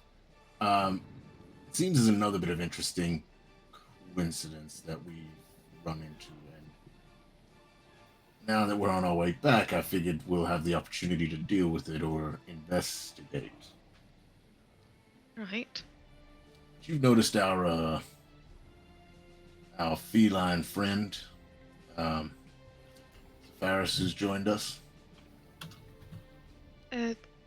I did notice that they were on board. You didn't happen to recognize the jewelry they're wearing around their wrist, did you? To be honest, I wasn't paying too much attention. No, that's fair. next time you see him, take a little glance. Um, seems to be same sort of jewelry we found on our wolf friend. We were attacked. Interesting. Yeah. The ruby bracelet. That's the one. Sapphirus. So I was thinking, maybe we all sit together for a bite to eat as a crew. We're a little outnumbered here, so if there is some shit, we have a chat with them. Try to follow that up. Something to that effect. Just ask them where they got it. Because he's still out there. I never... No, he's not still out there. No, he is still out there. Sorry, it's been a long... Remember, I was watching him from the wall and there were screams. Interesting. Might give us at best an indication of whoever makes these. Maybe just so happen to be, a specialty piece by some jeweler in a town. I mean, at least that gives us some extra information. We'd also be glad to hear it. Oh, yeah. His friend would too, I suppose. Yep. I feel like that information could prove vital to a few people, including ourselves. Good call. You might want to go tell Ingwe about the plan.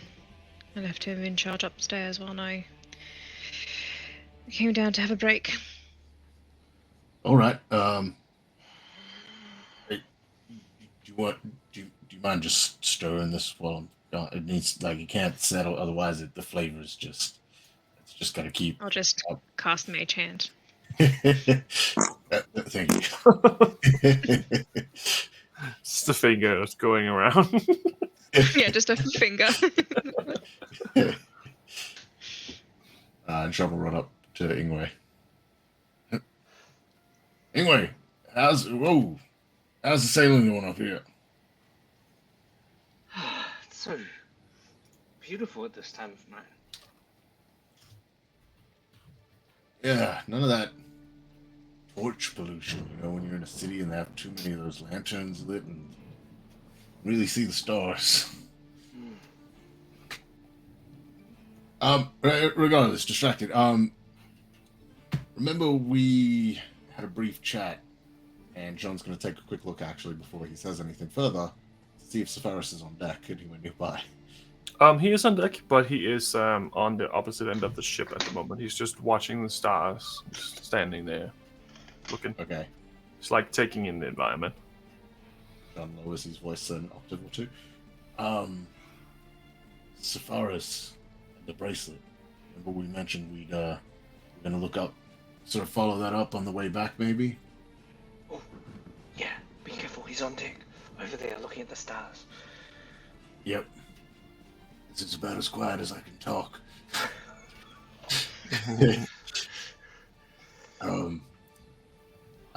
Yeah. So I just mentioned it to Celeste, and thinking maybe we question them next time we settle for a moment to eat or something. I don't know if we can get Jordan up here to man the wheel just while we all, because I think the more of us there, the better, just in case shit goes a little sideways. I'm going to speak telepathically straight into John's head. Perhaps on deck up here is the place to talk to him. If things are going to go south, or there's intimidation needed, or maybe up here is actually the place to be. Yeah, I suppose that could work. Perhaps even as an excuse, I could ask him to take the wheel. Okay. Do you want to bring? Did you say you wanted Celeste to be part of the conversation? And yeah, perhaps... she's good with words. perhaps Mr. Watt, as part of the actually better idea, if you have the conversation, and perhaps Mr. Watt and I observe the conversation from somewhere above, maybe perhaps see those barrels just down below on the stairs there. Perhaps if you and Celeste have the conversation, and Watt and I observe, and perhaps even listen to his thoughts if it seems apt from this range. Yeah, I mean, I can see that working. Outside Yeah, of merely range, but within. Yeah, at least you got an eye on them. And with what being able to move real quick, they can catch up to them if they try to bolt off in a direction. Yeah, I mean, we both of us. Well, I think Mr. Watt has more skill in this than I do. He has quite a large range if he can see to hold individuals or to burn them if they. Yep. All right, I'll go tell what is wanted by the captain or the first mate. Yeah, right. Yeah. And I'll go get Celeste. Sean heads down looking for what and Celeste. Oh. And I miss having multiple of these. Pulls out his sending stone. Puts it back. Oh, thank you, Celeste. Thank you. Perfect. All right. I'll take over from here. I was speaking with Ingwe. We're thinking of doing it up on the top deck. We're all together. They can watch from afar, and he can listen in with his, Oh, right. Yeah, that's a good idea. All right. What are we doing? Can't do that while we're upstairs by chance. Can't like that whole thing. Keep it. You know what? No, it's good. I've got to stay within certain distance. Yeah, fine. Fair enough. We can wait until after dinner's. We can wait until after. I mean, we're in no rush. It's not like it's going anywhere. We can wait until dinner's served. Use that excuse to go and talk to him. Here's your dinner. By the way. All right. We'll go tell what in the meantime. What's right here? I'm right. I'm here. I've been eating this bread you gave me. Oh, sorry. I didn't see. I thought you were a barrel when you ducked away in the corner. No, I've been here. Oh. What are we He's doing? just sprinkling bread into the top of his shell. It tastes better with some salt, actually. All right. I don't know if you heard that, but we're going up. We're going to have a chat with a friend of ours and, well, your friend, I suppose. And just try to glean a little information. Actually, you traveled with them. Who? You don't happen to know where Sephiroth is from or anything, do you? Oh, Sephiroth. Oh, yes, we've travelled before. Yep. He's my friend. He hasn't told you anything about himself, actually. Where did you come He's across him? Sephiroth's oldest friend. He's my friend. 3 weeks ago they met. Where'd you come across each other? Oh, we met at the port where we got on the ship. Whereabouts was that? That was in with the Yep.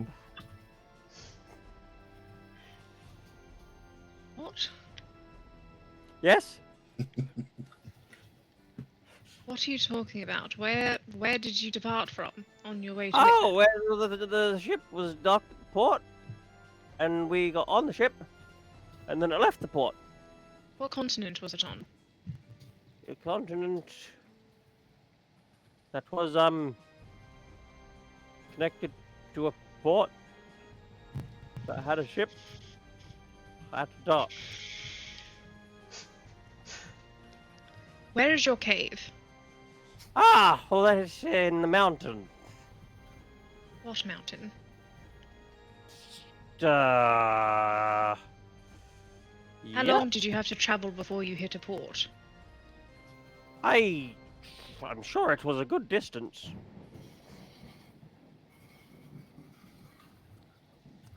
I'm having a bit of trouble remembering. No kidding. Just looks at Jean. Yeah, it's been a little like that. Right. Yeah, maybe this will Well, that was refresh your absolutely no. memory. I appreciate it. John hands a Right, bowl of well- soup to these two. Let's go take this food up. Yep. Okay. I'll mage hand a bowl. Just like, Oh, thank you.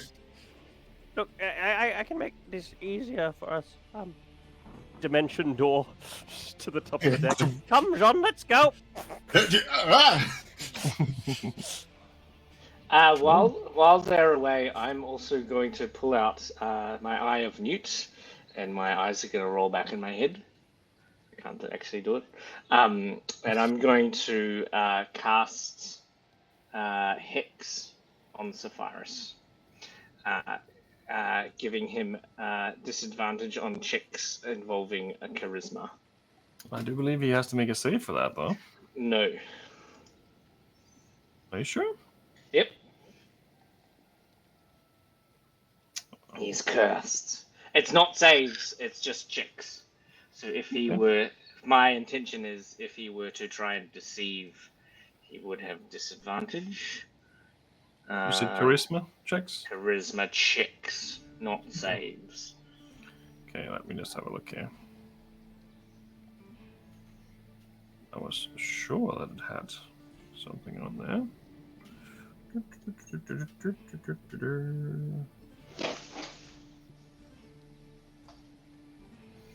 It's like the druid version of what's the warlock spell?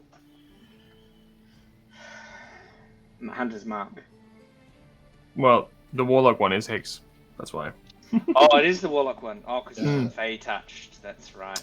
It's actually a warlock spell. Yeah. Yeah, it doesn't actually say that. Poor That's guy just actually picked up his interesting. bracelet at a flea market somewhere, and we're just like, Stole this off what? This actually? does. Very well. What Correct. You got me?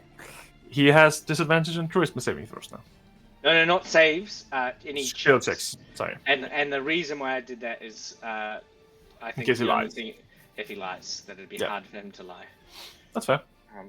But also persuade, like it'd be hard for him to persuade John. Mm. to do Yep, something. that's fair. Not that. Tell me where you got this. I swear I picked it up in a flea market. I don't believe you. He just has two red eyes glowing back at him. Also, It's fine.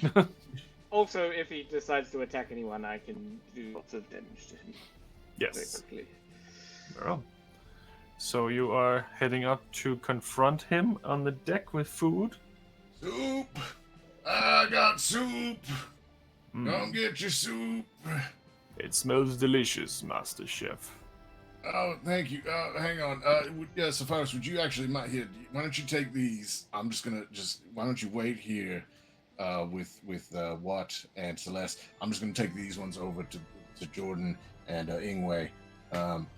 Actually, Watt, why don't you come with me for this one? And basically, just to try to keep him in the spot occupied, holding a bunch of soup, and then take whatever is left over to Ingwe. All the soup and all that, and then come back down. Oh, thank you for doing that. master tactics. Well, I am skilled in the art of holding plates. Yeah, you're good at it. Where did you learn such a skill, if I might ask? These are I bonus think you action are points. joking, Mr. Ironbot. I'm Sorry, was it Steel yeah. Trap? No, it's My memory isn't what it was. Sorry, Iron I don't Hand remember. Phillips. No, it's what Iron we passed. Yes, You right. can call me Jean. Here is your soup, Sean. Thank you. Oh, Standing there awkwardly. yeah. I haven't had the chance to properly. This is Celeste. Sephiroth. We Pleasure met to on the meet ship. you. Well, we have met. You made me a rather grandiose offering of Skullface's head. severed from her body. So it's not Oh. a meeting I'll forget anytime soon. That is right. I forgot. Been watching the stars and I doze off sometimes. They are beautiful out here. Nothing really beats it. It's very You, clear. Travelled on the ocean for long? Not for long. I've been on this ship probably for, well, a month or two now, I think. I was asking what, actually. He was having trouble remembering what port he boarded the ship on. Do you happen to remember when he boarded the ship and where that was? Let me see if he does. He does. So let me just open the other map. I imagine Jean's got a little quiet, just being like, "What? Someone's fucking head to Celeste? Or when the fuck did this happen?" Like, just confused. He did it right in front of everyone, though. Oh, I thought maybe Jean was down doing the food. No. Well, I believe that we picked him up in Porto Saro, in Sahani, Oh, whatever that means. have I been to Portisaro? I know I've been in Sahani. I don't know what place I was actually. I know. I would say you probably have, because that's where the pyramids are. Right. Yes. And a certain individual that you have come to know. Not you specifically, but yeah. But there is someone there that I Yes. know. Are they in that town? I have to look at the map. So I think the person that you're referring to is not the person I'm referring to. I think No. the place that you were talking about was Jabatakar. Oh, that's it. And Portosaro is a wonderful, nice place with a lot of pyramids and decapitated male heads. Yes. To say it in a short and blunt way. So, how long ago was that that you met up with? What seems rather odd that get on a ship to go somewhere warm. We're coming from somewhere that is significantly warm. Well, we were traveling together from the start, I believe. We both entered the ship in Portosaro. I was traveling from my home world my homeland, not my home world. I believe that he was already on the ship when we departed, but he has joined us a new addition. Interesting. He doesn't seem to remember a lot about himself. No, I realized that he doesn't really recall much of his story. But that is life. Maybe he was giving a new chance.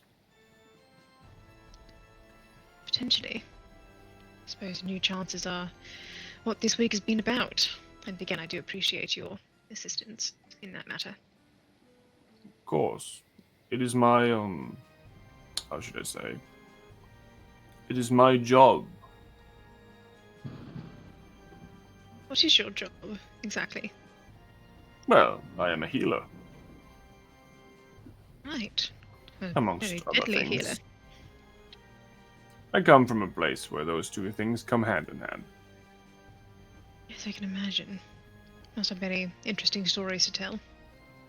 The jungle is a wild place, and it has its merits and its flaws. The jungle, is that where you originate from? Yes. Interesting. I've always wanted to go. I'd recommend having a guide. Well, sure, if it comes down to it, I'll remember you. Well, let me know if you're ever in those parts. Is he currently wearing the bracelet? It's As full I- of like knickknacks and stuff like that, and he has like painted like neon green across his face, almost like a cross, and then he just has all these different. It almost looks like it's holy relics, and the more you look at it, the more you realize these are holy relics from other gods that are just hanging in a bunch around his neck and they look like some of them are slightly damaged, and some of them are like completely new, but they all look like various different ages. I'm drinking my soup. I'm going to let my eyes wander, obviously, throughout his trinkets he's wearing. It is quite an assortment of relics that you've acquired. Yes, that, these are my trophies. Pick them up on your travels, have you? Yes, I have killed one for each of these religions so far. I still have a few to go. Oh, you're on some sort of a conquest? It's a spirit journey. If you don't mind my asking, what god is it that you heal for? My god is Marodran, the spirit of the jungle. He protects those who are strong and occasionally help those who are weak, so they have a second chance. Interesting. And is this some sort of a pilgrimage that you're undertaking to kill one of every religion in Oh, Marodran's name? No, not really. It is, how should I say, a personal journey for me to assert that my god is better than everyone else's. A noble quest indeed. Where have your travels taken you? Has it been primarily through the jungles and across to Port Asaro and across the water, or have you been other places? I had a few of my journeys from the Maharaja sent me different places. I've been in the Draken Empire, I've been in Sahani, I've been in the land of the dwarves and the elves. I've been in the cold north of Ogrolan. I've been a fair few different places. Wherever my leader takes me. Sounds all very exciting. Yes, I just recently returned from the Dragon Empire, and I'm doing a few last things of my own before returning home. Oh, so we're heading home soon then? Yes, I have acquired what I was asked to acquire, so I am heading home. Once I'm done with my own personal quests, so to speak, including finding more of these lovely tributes. You wouldn't tell me what it is that you've been sent to acquire, have you? Would you? Make My a curiosity persuasion does check. tend to get the best of me. Make a persuasion check. Persuasion. Natural fucking 20! Beat for 27! Yes. Disadvantage on that one, as far as I understand. So, sure, just because we are all friends here. And he takes this bag he has next to him, and he opens it up, and he pulls out this giant egg with like green scales just swirling around it all the way to the top. This was a request. I'm how should I say? I collect pets for our esteemed noble leader. Do I recognize what the egg is? You can make a nature check or a. I mean, nature check's probably best, yeah. Nature check. 4! It could be a lot of different things. What a cool egg! Oh, sorry.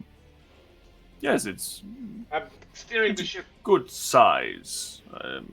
It's bigger than what he requested, so I hope he will be honored by the tribute.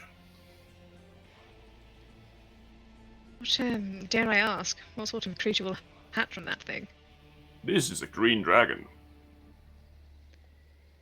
Oh, He doesn't have one of those, so puts it back in the bag. and it's not going to hatch anytime soon, is it? We'll find out, but most likely not.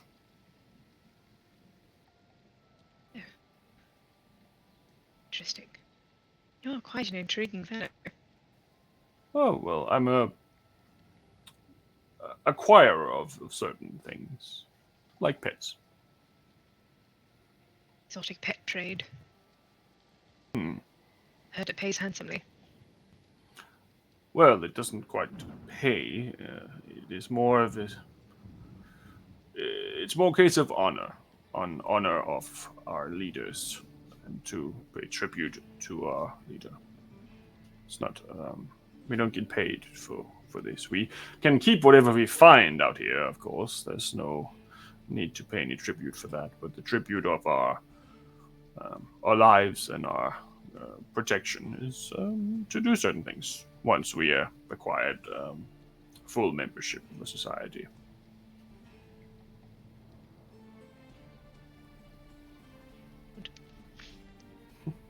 It's a lovely bracelet you have as well. Caught my eye. Rubies are my favorite. Yes, this is the Hunter's Cleave, as we call it. Get this, once you have acquired or killed a mighty foe. It has to be judged as a mighty foe, of course, by the elders in our society. But once we succeed, we become full-blown members, and then we start paying these tributes. We get different jobs to acquire things, or do things, or kill people, or those sort of things for a Marasha. It's quite beautiful. Don't imagine they sell these just for the aesthetic of it. You do have to slay a grand foe to get one. Yes, these are only given to individuals by the Maharaja himself.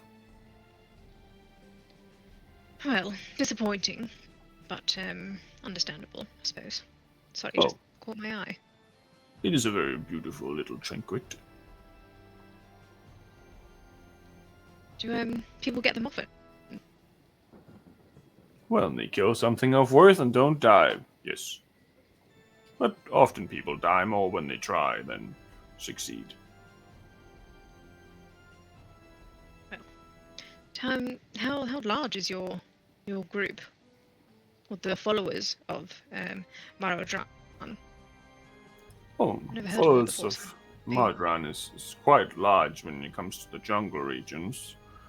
It's not often talked about outside of the jungle because people who do not belong to the jungle doesn't necessarily have the same insight into what we actually stand for.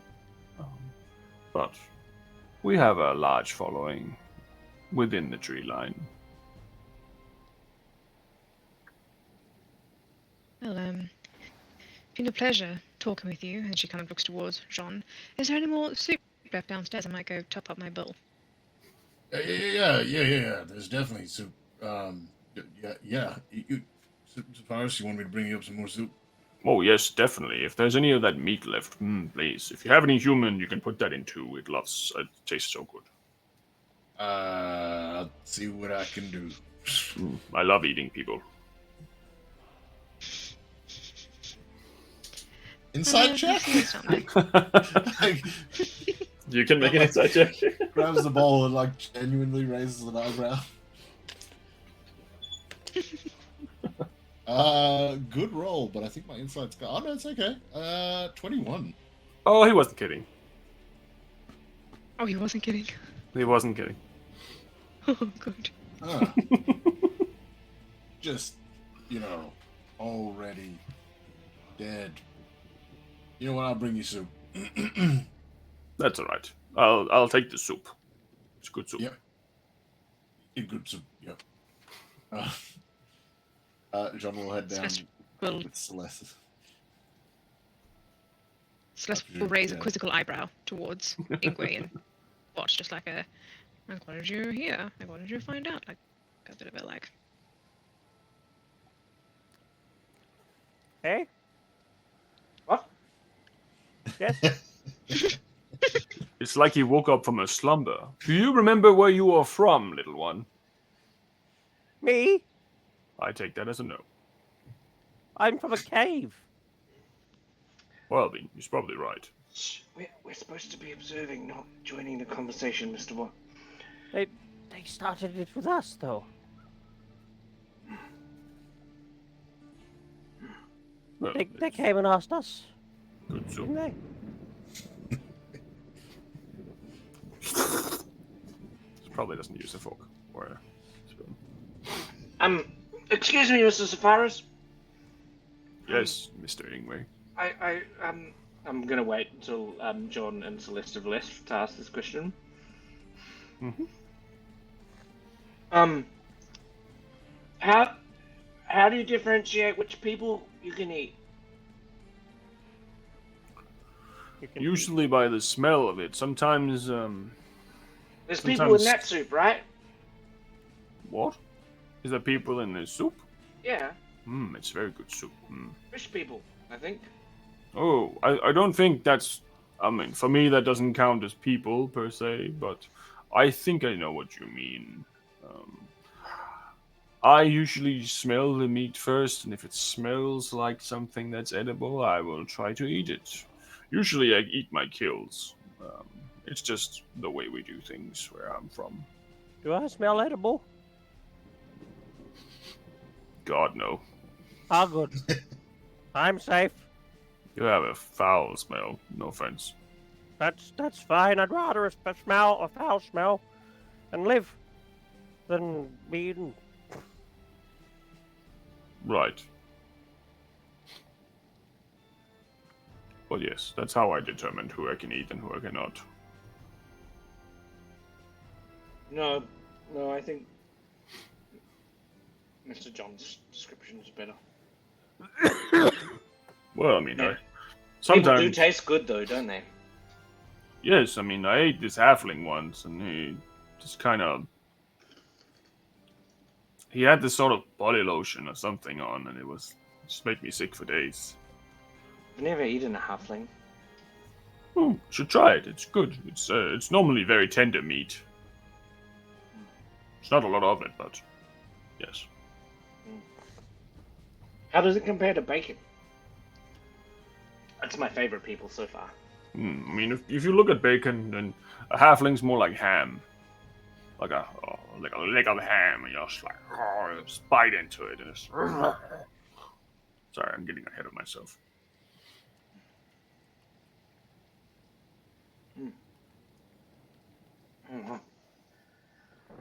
Oh! Shooting star. It's a good night. So clear. And that's where we'll take our break, I think. Okey-dokey. Try not to eat anyone before we come back. I've got some questions. Fair. Well, let's go on a short break, and we'll be right back. Woo!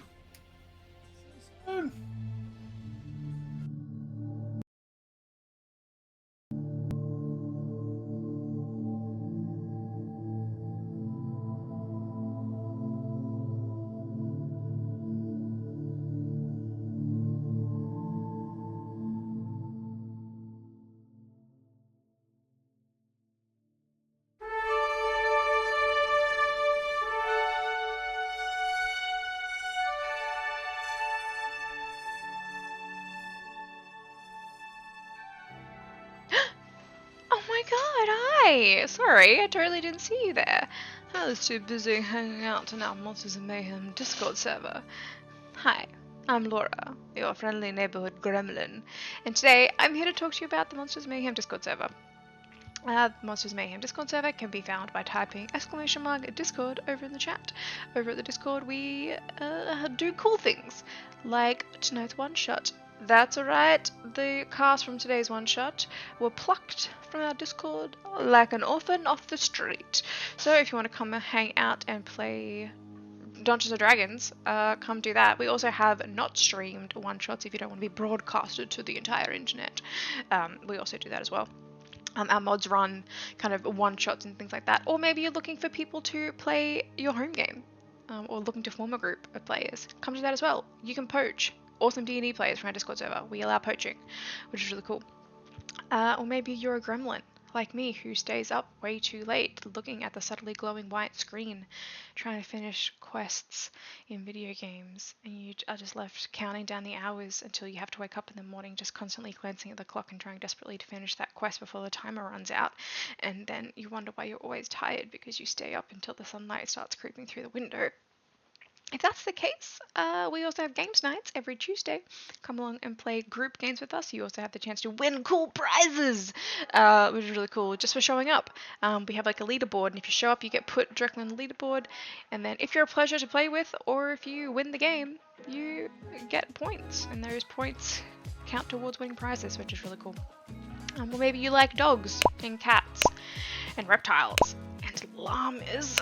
I'm totally serious about the llamas. That's the thing. We have really cool photos of those all up on our Discord channel too.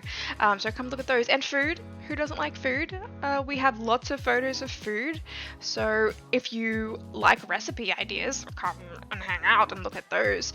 And we also celebrate birthdays. If it's your birthday, we'll be like, it's your birthday. You're awesome. We love you.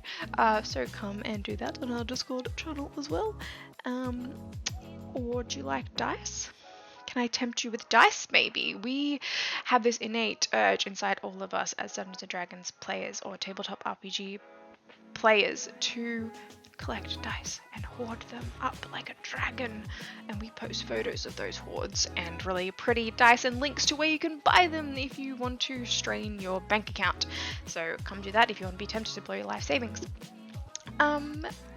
Maybe you play Dungeons & Dragons and have a really cool character concept, or tabletop RPG, really cool character concepts, and you want to share those character concepts with people who will totally nerd out with you about those. Come do that. Or maybe you have a home game and you have this really cool plot point that you want to talk about. Come do that. We really want to hear those stories as well. Just don't let Tom hear any of them because we don't want to give him any ideas, because for reasons. So yeah. Come hang out in the Discord server. Lots of really cool people. We're all really friendly, and if you're not friendly, you get a ban. So it's moderated, it's really active. Come hang out with us. We really want to hang out with you. So yeah, do that. Hang out with us. That's it. That's the ad. That's all I have to talk about.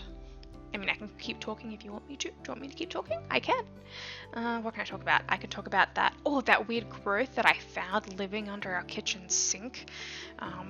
That's a cool story. Or I can tell you the story about how Tom found rats and they were like stealing his forks, which is apparently a true story.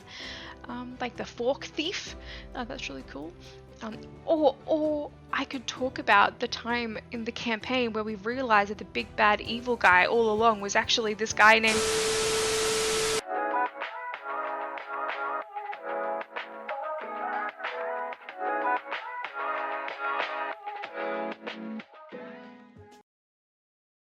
Monsters and Mayhem is sponsored by Miniporium.net, a huge selection of highly detailed miniatures for any tabletop role-playing game. Check out the beautiful miniatures, and if you use the code MAYHEM, all capital letters, at checkout, then you receive a 30% discount.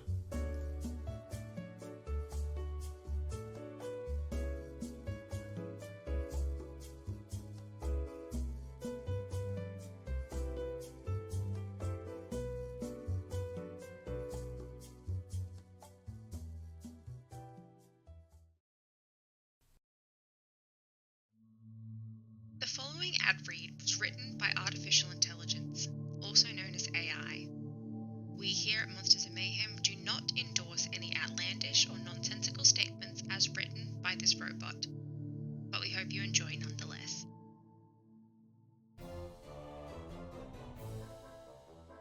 Hi there. Do you love Dungeons and Dragons? We do too, what a coincidence. That's why we created Monsters and Mayhem, the Twitch channel for all of your tabletop RPG needs. Our campaigns are sure to get your heart racing, and our other content is sure to keep you entertained for hours on end. So come and join us today. Do you have what it takes to be a monster? Subscribe to our Twitch channel to share the love and gain eternal power and immortality. With new videos every week, you'll be able to learn everything there is to know about being a monster. We've got you covered, so come over and join the mayhem. It's been a blast exploring all the gory details of monster mythology with you. I hope you had as much fun as I did. If you want to keep the fun going, you can use your Amazon Prime account to get a free subscription to our channel, or become a hero and gift a sub to another follower. Thank you for staying tuned, and until next time, stay scared!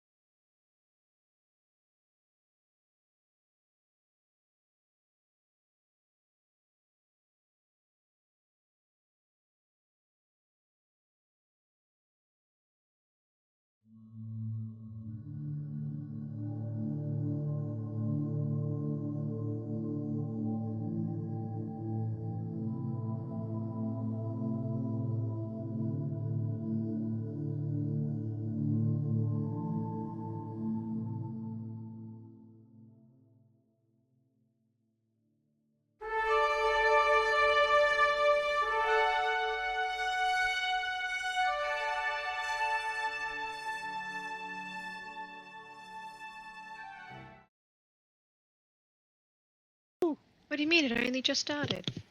We are back again after a 1.5 break almost. 1.5 break. Sorry about my audio. Oh, for Should some be fixed reason it is not actually reinstating lore. now. Just kidding, I'm not here at all. She We didn't doesn't need her exist. anyway. She was gone for 2 weeks anyway, so. She was a robot.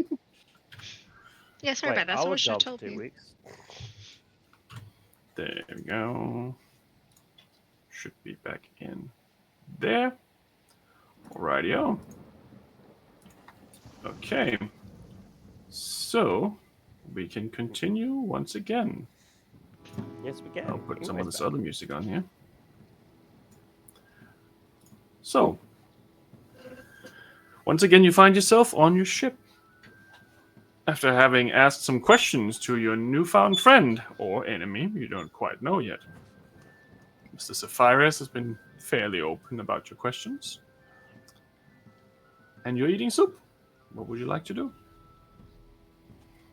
I believe Celeste and I were heading down to get more soup. Mhm. As soon They as gave we, like, those get out of quizzical earshot. eyebrows to. Not really what I actually, be honest, she won't actually. She would be only Twingway. Yeah.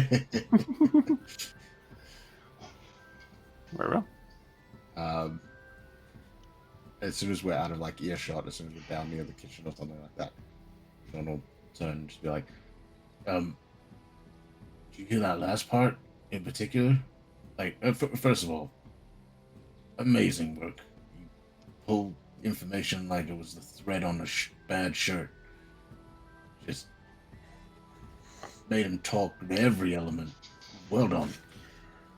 Thank you. Conversations are my expertise. Yeah, I'm learning that quick. But you heard that last part, right? About the soup. Oh, about him eating people, yes. Yeah, I don't think he was as sarcastic as he may have come off. I think that was legit, and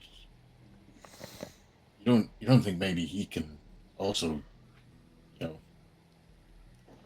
go all wolf-like? I mean, potentially. I mean, it's definitely hard to tell, but not ruling out anything at this point. I mean, yeah. What if that whole organization he's a part of was involved? What if they're the ones that sent this thing? It doesn't exactly seem like their MO, from what I could gather, but there is definitely a emphasis on killing foes and bringing down people and apparently eating them. So I thought it was Yeah. impressive when he offered me Skullface's head. I thought it was a gesture of goodwill, but now I think it was something else. Yeah. Yeah. I mean, part of me's thinking it could even just be like some sort of cover, like that. Oh, we're just a society that takes down beasties and creatures and hunts them and all that. But in actuality, they're beasties themselves, kind of thing. It wouldn't be the first time. I'm sure. Did you also see what he had in his pocket? Well, bag, not pocket. Yeah. Just pulled it out like it was nothing. Green dragon egg. Could you imagine? I mean, facing what we faced in that, like, the hell anyone could even think of keeping one of those things as a pet boggles me. Must be for someone very powerful. I wouldn't like to imagine what other sort of pets have been brought back as offerings for them. Yeah. Yeah.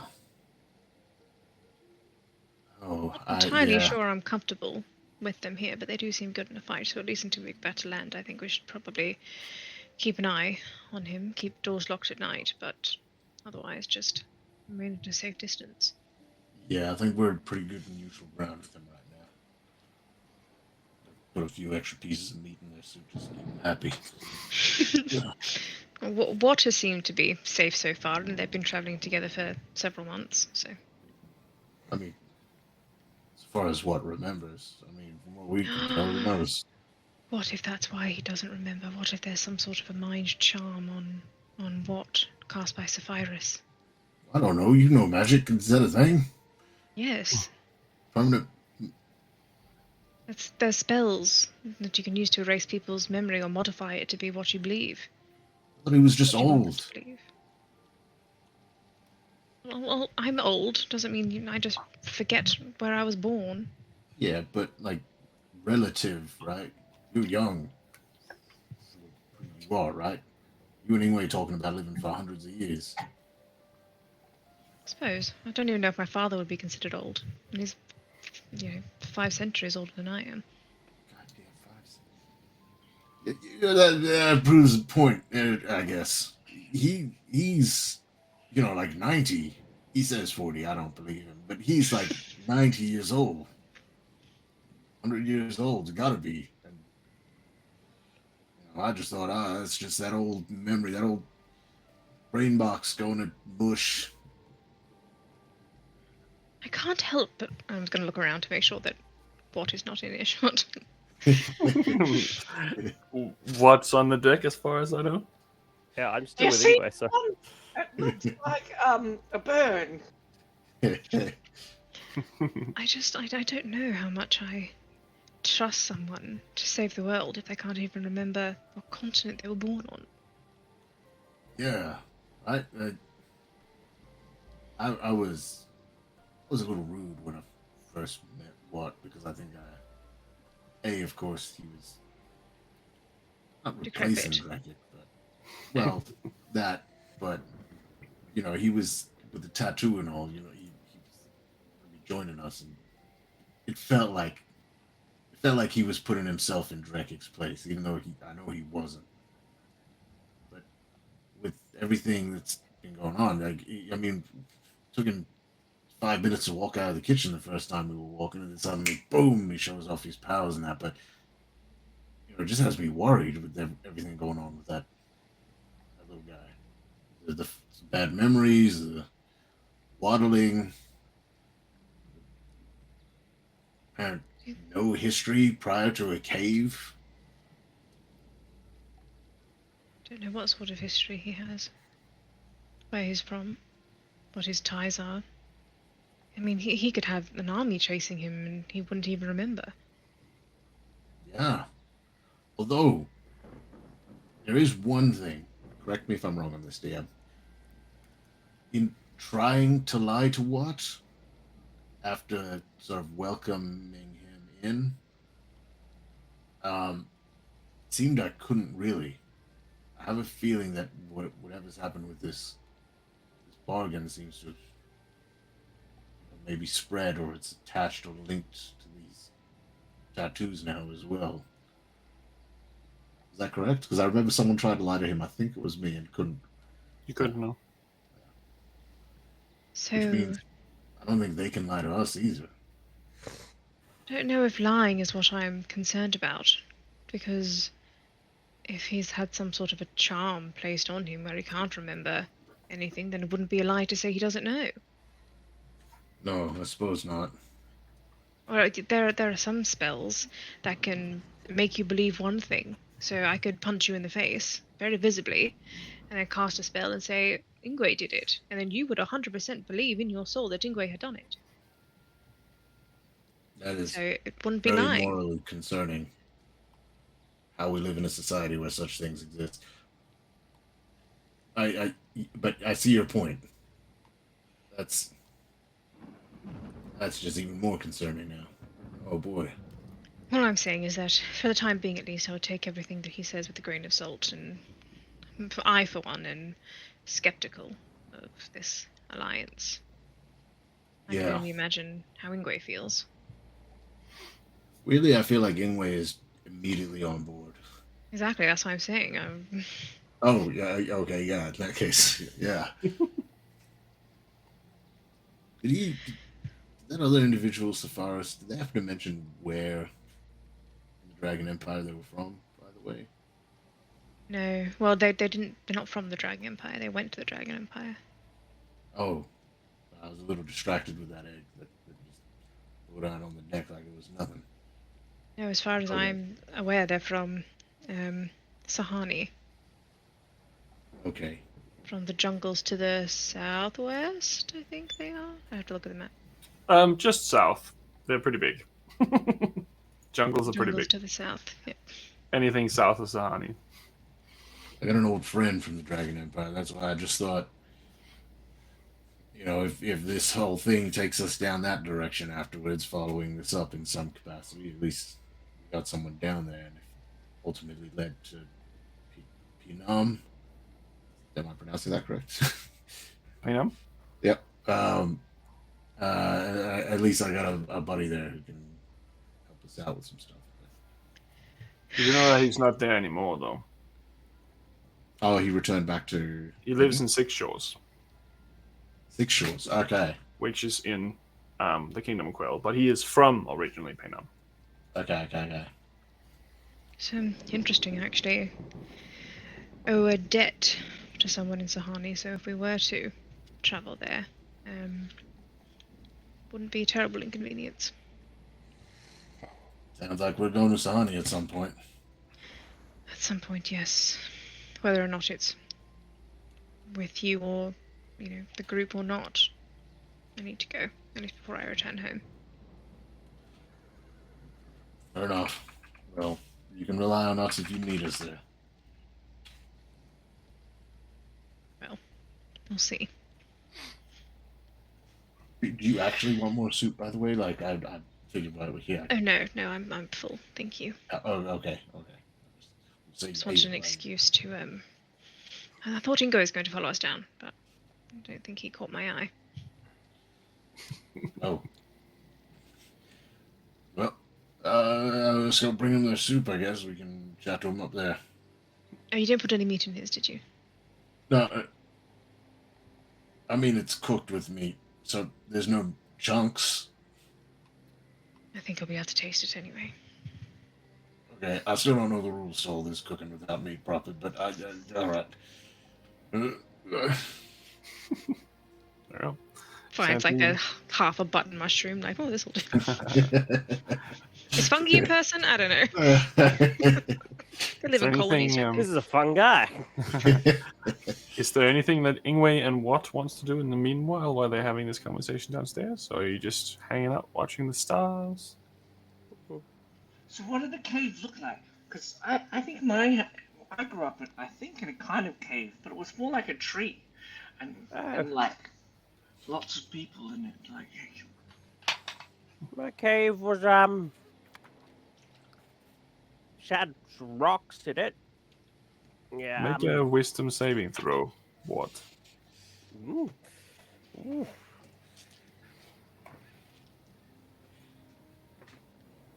Yeah. 6 plus wisdom save 6. 12. Get this vague memory of like a chair, like a favorite chair you have that you used to sit on. It was like a leather lounge chair kind of. It's very rough leather, like dark red. Dark red leather chair in my cave. I really like that chair. It's a nice chair. It's just sitting there for a while. and you just learn like I learned my magic from the elders, and the magic was much stronger in my house. Was the magic stronger in your cave? Because I kind of could do a lot more, and it's taken me a while to attune to this bigger world as I've come out. Magic stronger in... I don't think so. Pretty sure it's magic is magic, and people who do magic do magic.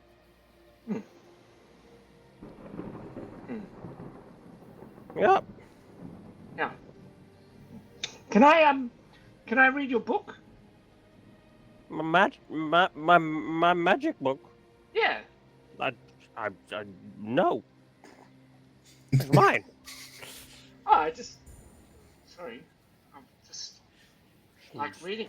I learned to read a couple of months ago, and it seemed your book seemed kind of interesting because I couldn't read the writing.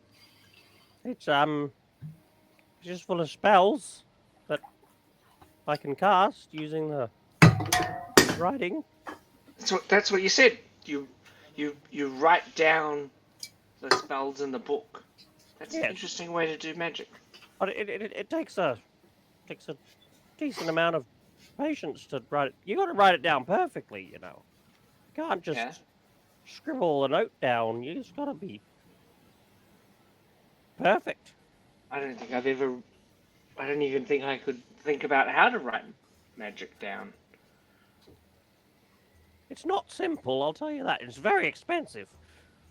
Oh, yes? Yeah, because if you make a mistake, off with that piece of paper, bring in another one. And where did you buy the paper in your cave? Oh, just any old paper store. It's not magic. In a paper store. There was lots of paper stores in the cave? Maybe? Paper stores? I don't know if this story checks out. It was always just kind of there. Where did I get my paper from? Or maybe there was like I just asked the cave and it just gave me the paper. Magic cave. Oh, that checks out. Like the tree. Yeah. Yeah. Similar. Got it. But no people. No, not people. Well, there was. But there wasn't. There must have been some people. Ever since I've been here, all the people keep feeding me other people. People feed you people? Yeah. Yeah, see, look, here's Mr. John. He's coming up the stairs now. I bet you there's people in that soup. There's people in the soup? Oh, you shouldn't have done that. I'm impressed. Who did you kill? Was it Jordan? Is he in the soup? Huh? The Ingwe soup is. tells me there's people in the soup. I made you head cook, not head murderer. Ask Ingwe what their interpretation of people are. Wait. Let me taste the soup. Oh wait, this one's yours, Ingwe. There you go. Can I taste which kind of people are in the soup? You can make an insight check, I guess. Make a medicine check. The soup's dead. 14. What animal is in the soup? Whatever animal we had available to us. Probably chicken. Yep. See? Henrietta's in the soup. Henry who? I don't know who she is, but now I'm curious. He starts just eating these chunks of meat out of his bowl. Henrietta's the chicken. This is a good people. There's no pieces in yours, Ingwe. I kept it clean of people. I can still taste her. Uh-oh. What is... Chickens aren't people. What do you mean? Chickens are chickens. Yeah. The chicken people. Chicken people? Like turtle people? Yeah, exactly. Yes, turtle Ooh. tastes really good as well. I've never had turtle. So there's this one recipe where I come from, where you take the whole turtle and you shove it in the shell and you put it in the oven for like 25 minutes, and then it's just so. Yes. Well, I'll have to go home. Cyrus, why have you never told me about your like of turtles before? Is this why you hang around? I mean, if you're gonna kick the bucket anyway, I might as well eat you. But you smell different than the other turtles. So maybe not you. I mean, it's hard to have a bath on the boat. There's not fresh water every day. No, Try. it's different. You smell fine, but you smell wrong. I smell wrong. Yes, it's I Don't worry smell about through it. my nose. How do you smell?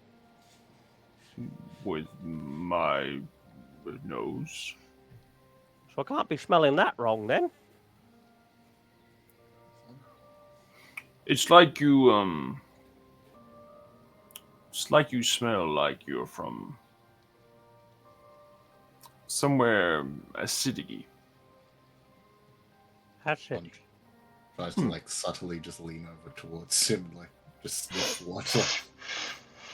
Just like trying to be as subtle as he can. Make a investigation or perception check, depending on what you want. Can Ingwe also make a perception check, not being subtle? Yes, absolutely. 13. He smells like you would expect the turtle to smell. It's not quite that different. Yeah. Why are you You alright, Azon? Yeah. Oh, just. What did you get? Jack. 7. I rolled a 19 perception. So. And Celeste? Smell yourself. Did Celeste smell I'm as not well? there. I'm downstairs. Right. I was waiting for John to come back down with Ingwe, so I'm waiting in the kitchen. Maybe it's the dimension door I went through before. Maybe I just got some sort of smell on it. You know, I So- did hear, I don't know if it carries over with your people in particular, but some species of turtles actually can breathe through their buttholes. So maybe they mean that you can. Look, I don't mean to. I'm just saying some can. I don't know if you can. But some can. Oh. Anyway, So Oh. Ingwe got 17 and Watt got 19. Is that right? Yeah. Okay. It's a little hard for you to really smell yourself. You just kind of smell maybe a little sweaty, maybe a little musky because it's hot, but you don't quite smell anything different. Ingwe, you do pick up on something. There's something that smells a little bit different. You haven't really seen much of these turtles before, but he does definitely smell a little acidic-y. Curious. So, can we smell someone else now? You know, I was hoping you, anyway, would you mind coming with me? We might need, so far as I might need you up there if the first mate approves, on that wheel. I think the captain wants to speak to you downstairs for a moment anyway. Yeah, it's not too difficult. If you have any problems, just ring that bell over there, and everyone will come up. But if you just steer us towards that star over there, just hold it a bit steady. Sometimes the wind or the waves will push us off a little bit, and you just keep steering towards that star. Sure. I will do that. Why don't you come down too? I'll find a scrub for you, just in case.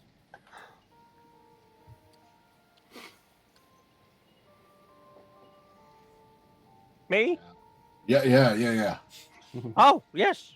Of course. All right. Down we go. So they were discussing some stuff up there I thought was interesting, so I figured I'd just listen in for a bit before. No, that's fine. Yeah. By the way, I couldn't remember if we want what down here.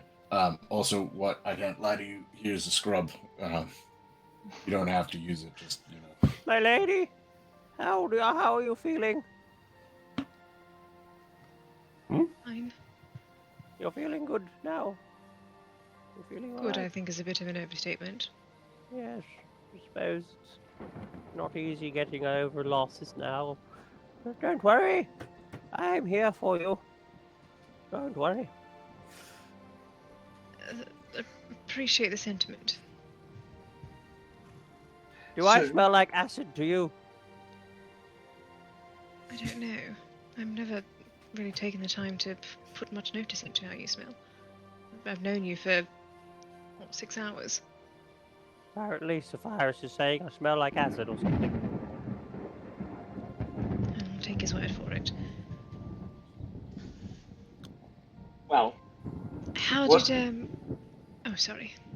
well, I was just wondering what you thought of his story. Did it seem to check out? Well, I was hoping you might have some insight into that. You were listening into his mind, were you not? No, I wasn't. I cast a different spell to make it more difficult for him to be deceitful. Oh. Yeah. Did you hear the majority of the conversation then? I did. I was listening quite intently to the conversation. It was quite neat, which, in explaining, I felt like it was quite neat as in tidy, not positive, in explaining the reason why he is here, and the other wolf chap was there. It seems like they are. Well, he didn't say money, but I imagine this Maharaja person receives some sort of requests and then sends them out. Yes, I believe it's a tribute. It's an act of strength, and then you bring back your conquests. This, yeah, from their perspective, because he didn't seem to have any awareness of us as having a negative inference towards him. Yes, well, that was the plan. I didn't want to catch him offside. Give him a reason to put walls up as I led into the question about the bracelet. Yes, and What would you mind just closing the door? Oh, yes. Door close. Oh, what's probably... Yes, hold on. Yes. All right.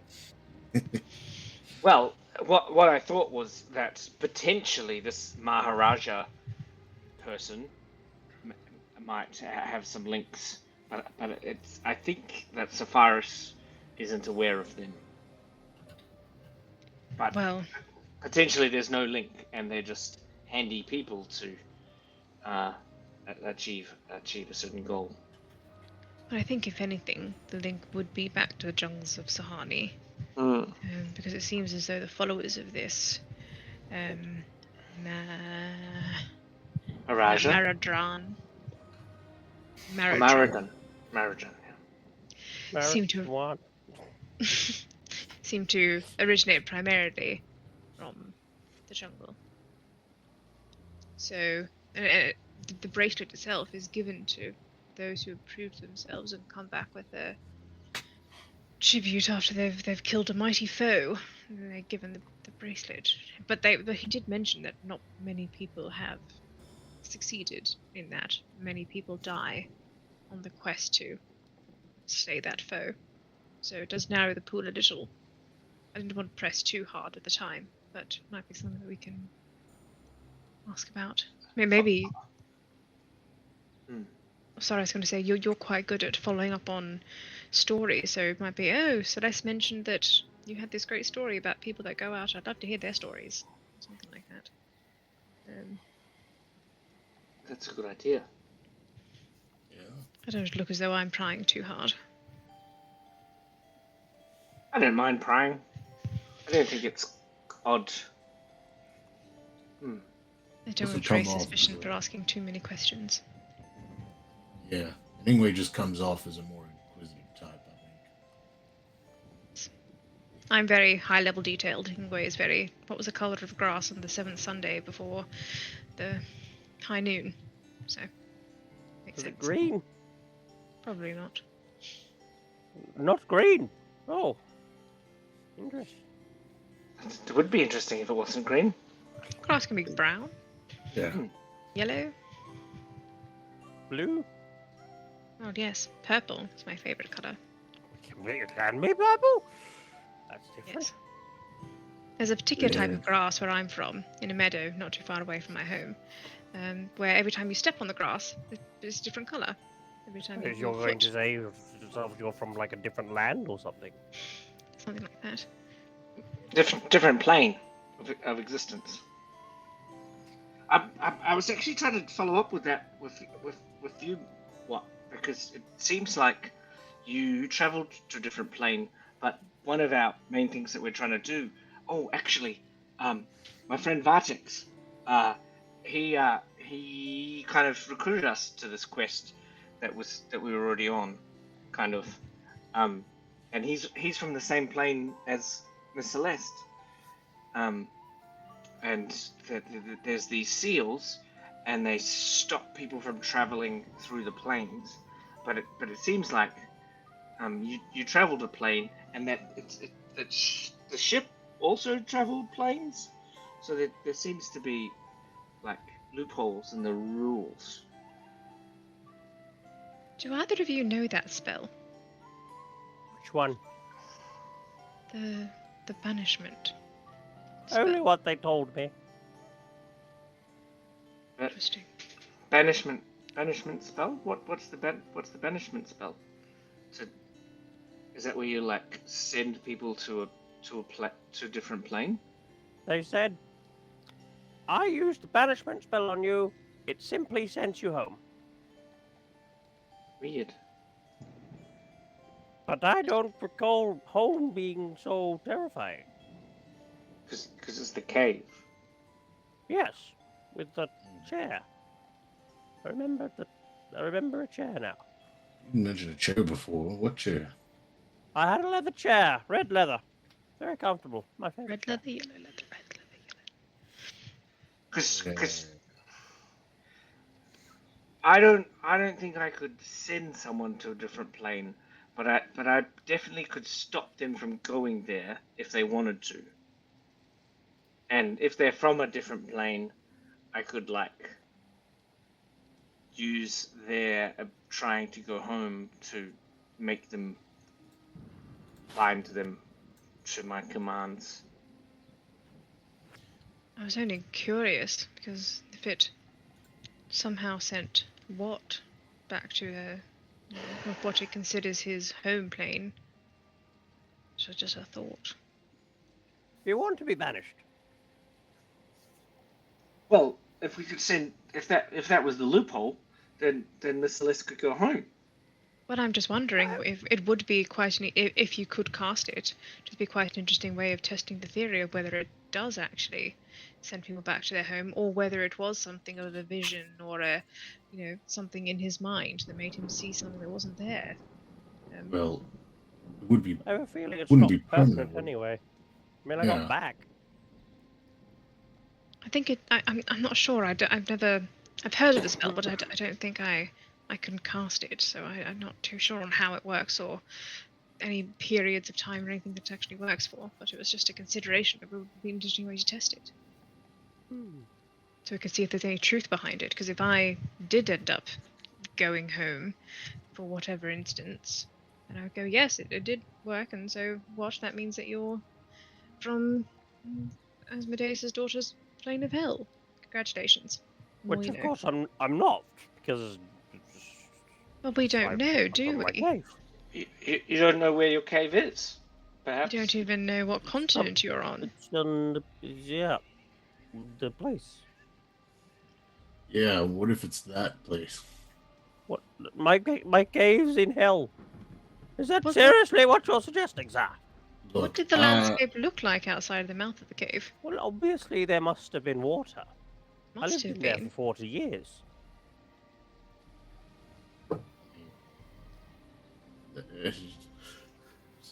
I'm pretty sure there was food and water nearby. Otherwise, how would you explain me living there 40 years? Create food and water. Great, what now? Food and water in the cave. That's what we did in the tree. Do I know that spell? Do you have that spell? No, it's not a wizard spell, I don't think. Drinking We do know what it does. We do know what it Anything's a does. wizard spell if you just believe. Including fist fight. That's not my spell. That's not my expertise. No, I don't have that. Did you have someone to the cave? We talked about this. I have a question. Celeste, when you move... No, don't worry. I'm coming back to you, what? Oh. When you move between sort of the realms, Right? I don't know if there's... I don't know if it's something like you can even tell or not, but if there was any sort of like remnants, the magic from your home or from moving between these realms that sort of stuck with you? Oh, absolutely. Have you not noticed how I change colour? You what now? Oh, so it's a permanent thing. I believe so. And you always have blue hair. Hey, Yeah. Oh, sorry. You asked that. John's going to turn around to his bag and start shuffling through and looking for the little bag of tuning forks. He's going to pull them out. The bargain bin. What? Would you mind? Just to test. I got 10 little tuning forks here. Just. Ding. Ah. Whoa. Very good. If I could just get you to hold these one by one, maybe right. give them a ring if nothing's happening. Yeah. Do I know John's just what gonna- these things are? Yeah, me too. Sure. Let's make it 20. Alright. Hold it One on. by one. And John is going to be looking intently at this thing to see if there's anything that changes, if any of them like hum a little bit longer, or there's a special echo, or they start to glow very faintly. Anything at all. John's like looking intently to see if any of these do anything. Right. Roll me a d20, Sean. 20 tuning forks. Here we go. That is the third 6 I've rolled tonight. None of them seem to do anything when he's doing his round through them.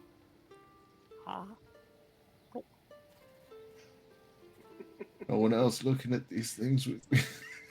I can if you'd like. I feel as though Ingwe might have a better perception on these sorts of things. The music is very distracting for me. Well, you can make a perception check, both Sean and whoever is assisting, or you yeah, can okay. make doubling. That was Actually, not what you rolled for. That was something else. Okay. Dirty 20. Right. 14. I rolled a 7 naturally on the dice. Doesn't look like anything's changing for any of you. It looks like he's just going through them like they were cutlery. It doesn't feel hot. What? Like you bring one and it starts to feel warm or cold? Good. Or... Feels hot. No.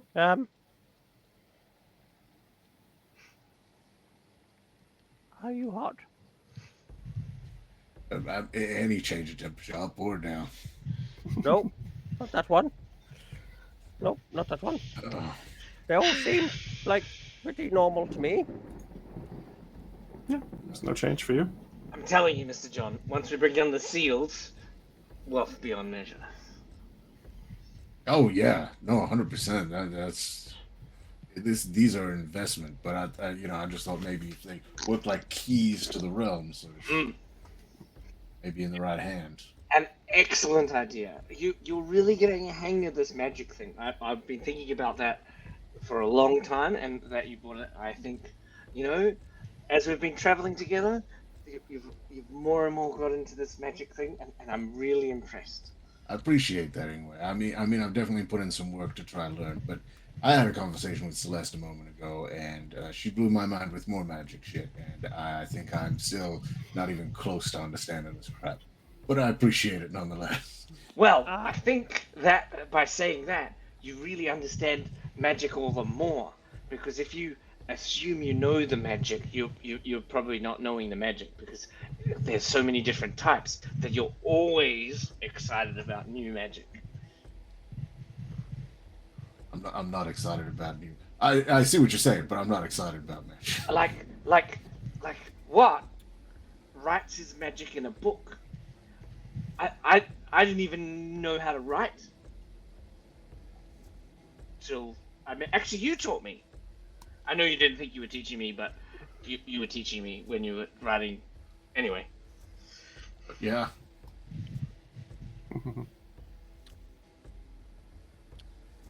Are we all good?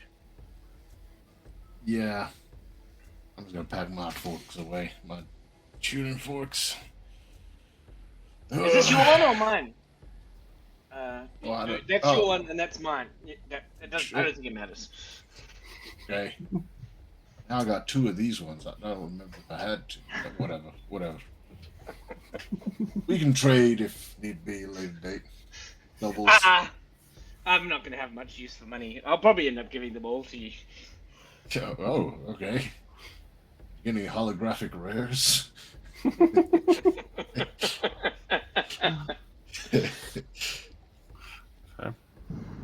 Right. Is there anything else that you want to be doing for the remainder of this evening? Once we retire, there's some things I want to do. But for the time being, while we're all together, just casual conversation about what the plan is when we get to Itna, catching me up about the conversations with your father-in-law and whatever, those Sure. sorts of things.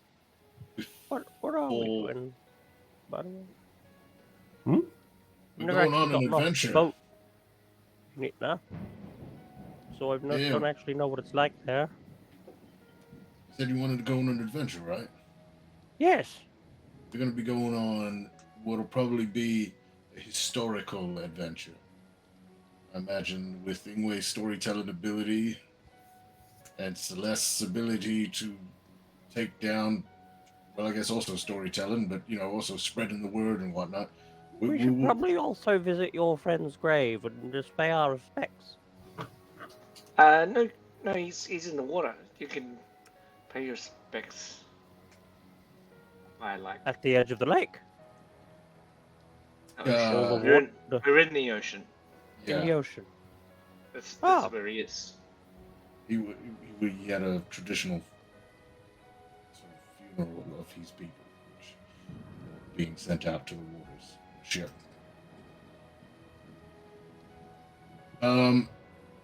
Yeah. there's one more thing before we all head to bed that I was hoping I could have you all. Yes, I have some spare moldy bread. No. Look, I think I've been hanging on to this thing for a while. I don't know. I think just having your abilities there and give you a taste of what we're really getting involved with here. What you should be here too. But I got a.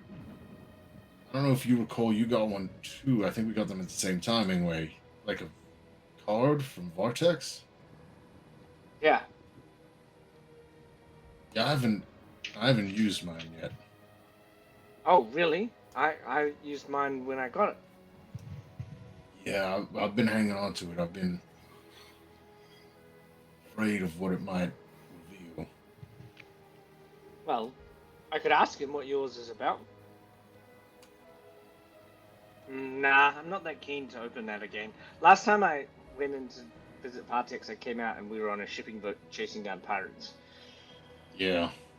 Also, I have a feeling he probably won't want to tell you outright. I think there's a reason he gave it to us. Oh, gave you your own one. Action Oh, card. yeah.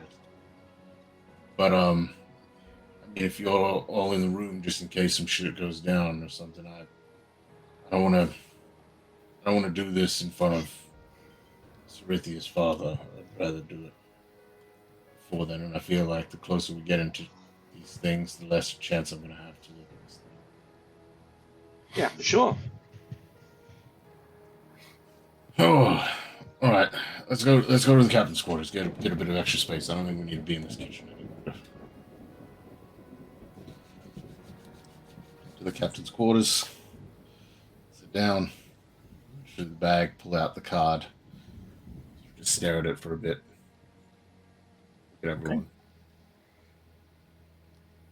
And So you just focus on it to trigger it, right? Mhm.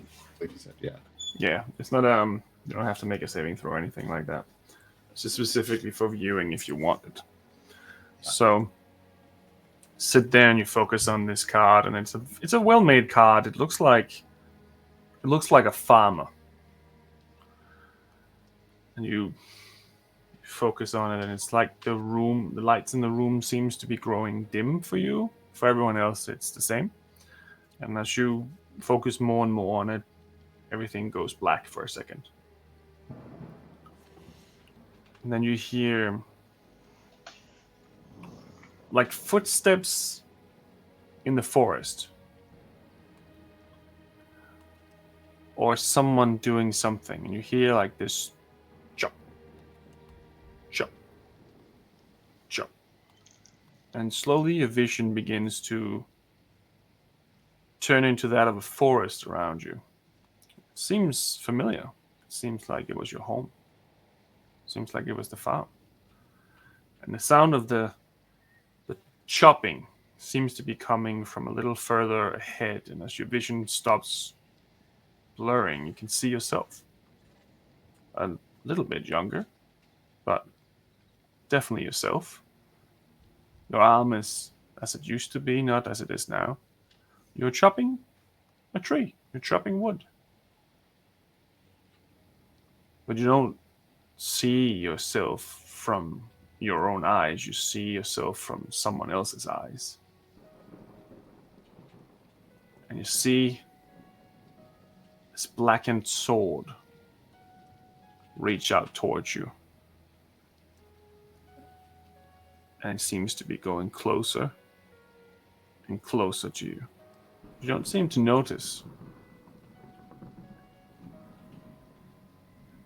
The sword's placed on your throat, almost just a few millimeters away from your actual skin. And it looks like the hand is about to twist the blade into your throat.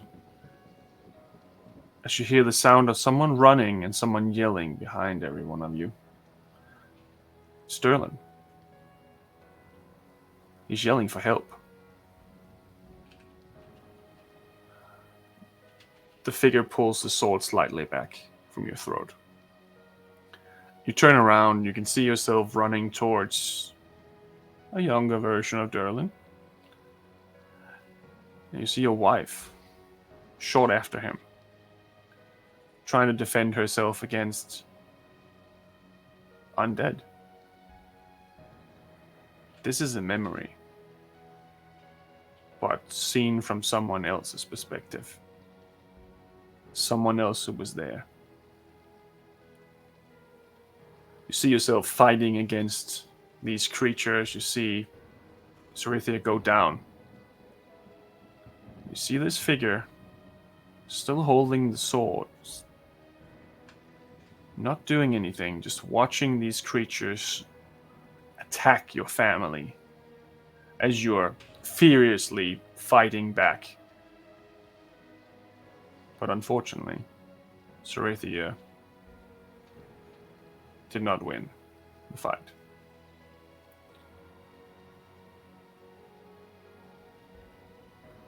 This person or this creature stays where he is. Doesn't do anything, he's just standing there like no one can see him. After a moment, you see yourself tying her to a tree, keeping your son away from her, as she turns into this creature in front of you. You try to end it, but you can't. You see yourself trying several times, but you just can't. Tears streaming down your cheeks. You're just unable to finish it.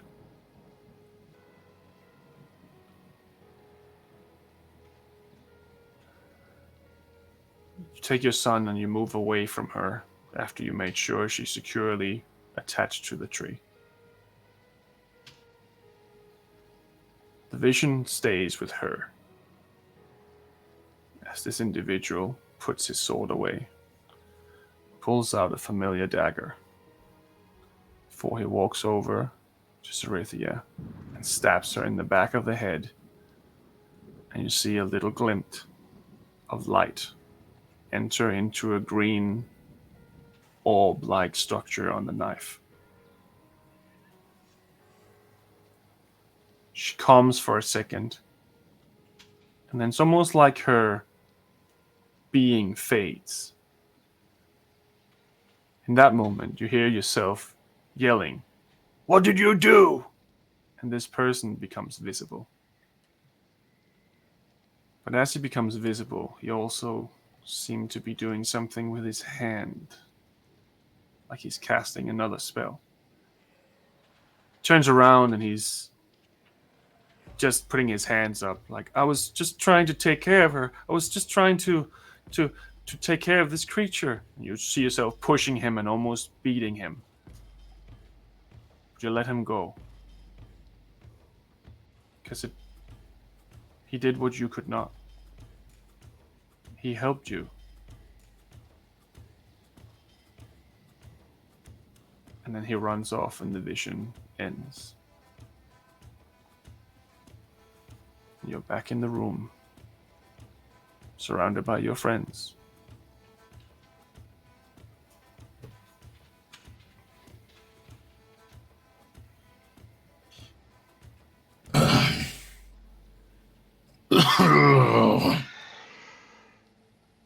It's okay, Mr. John. You just have to focus on it, and then you can see what it shows you. I believe you can do it. Just take a deep breath and. It happened already. Oh. Sean just drops the card on the spot and takes a step back. You all right?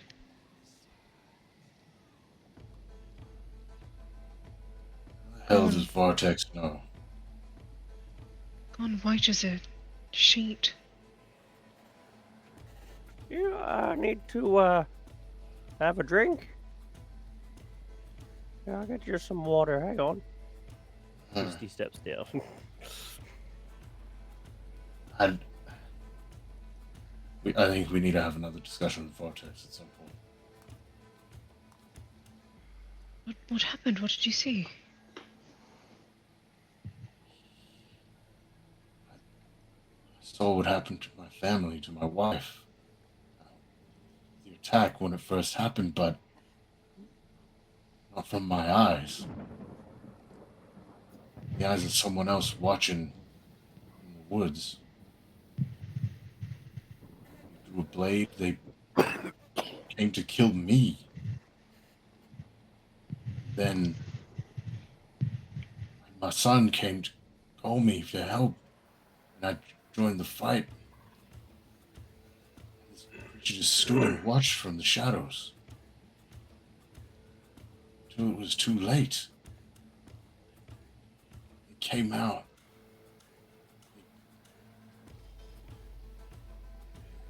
They did what I couldn't.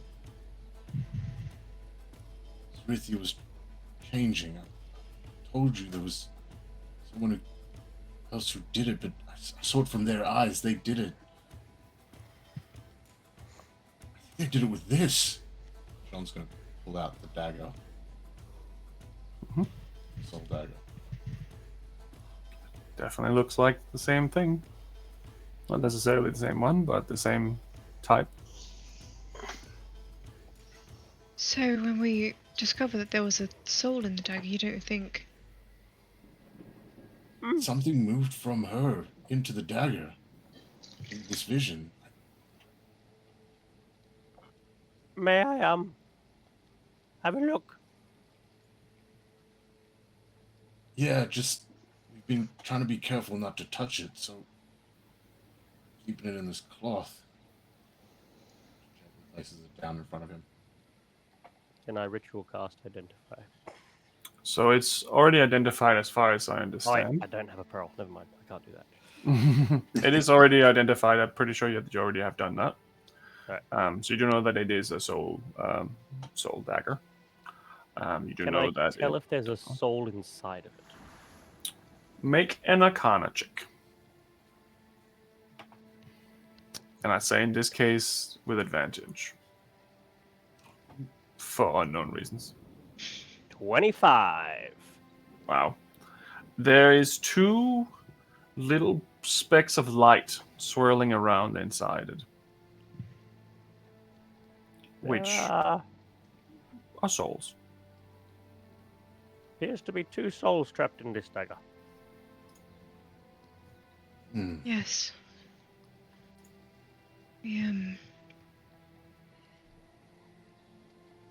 Sorry, I'm just having trouble wrapping my head around this. Yeah. I mean, we took this from death, as they call themselves, right? That was when we first came across Cerithia's soul in spectral form. Yeah, and we've had the dagger since then, and she's been able to take shape around us. So the dagger itself you did not take from anyone. It was placed on a table. Yeah, but it was in the room when we first In the same room, yes. Yeah. At the bowl. At the bowl. That was when you first saw her materialize. She was the servant of death. Yeah. The blade that he held up to your throat in the beginning of your vision, what did it look like? Did it look like the blade that Death was wielding that night? I know it's been a very long time. I don't know if you can remember. Make a history check, Sean. Oh boy. 13. It's hard to tell. I mean, it was a dark blade, but should have paid more attention to its details. I don't recall exactly. I was too distracted by what was going on, the happenings around. There was also that night before we found the dagger where I first got drunk, and I thought you had also got drunk, Mr. Jean. But later on, I figured out that the look in your eyes wasn't alcohol. It was like whenever you saw necromantic magic. But when I first met you, did you see your wife then? Was that what you had seen that night?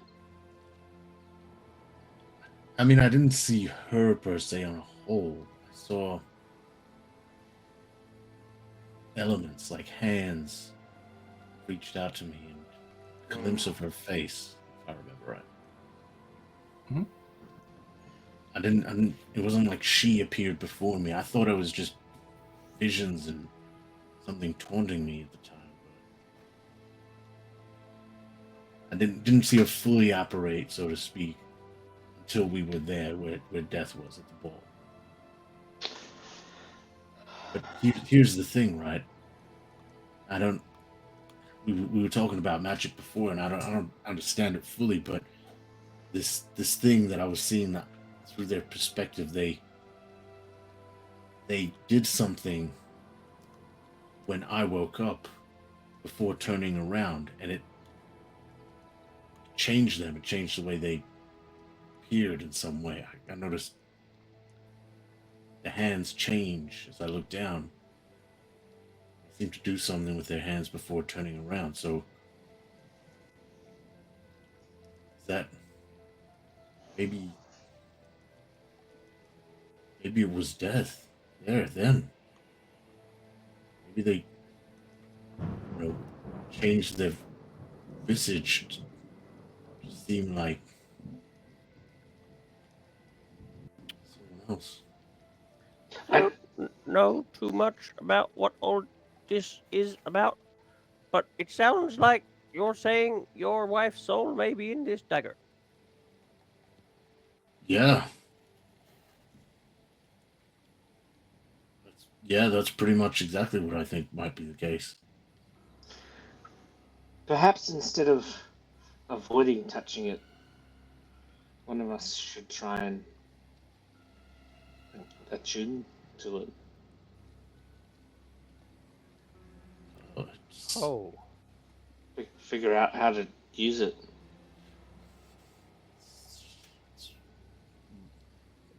My issues. It's my burden. If you choose to do this, you should be careful. There are two souls in here. But perhaps if you were to become more accustomed to it, you could identify which one, if either, is hers. And then, what was it that... what's his name? said? Can't remember his name. What? No, not Bartex. Oh god, so with an L? His name. Who?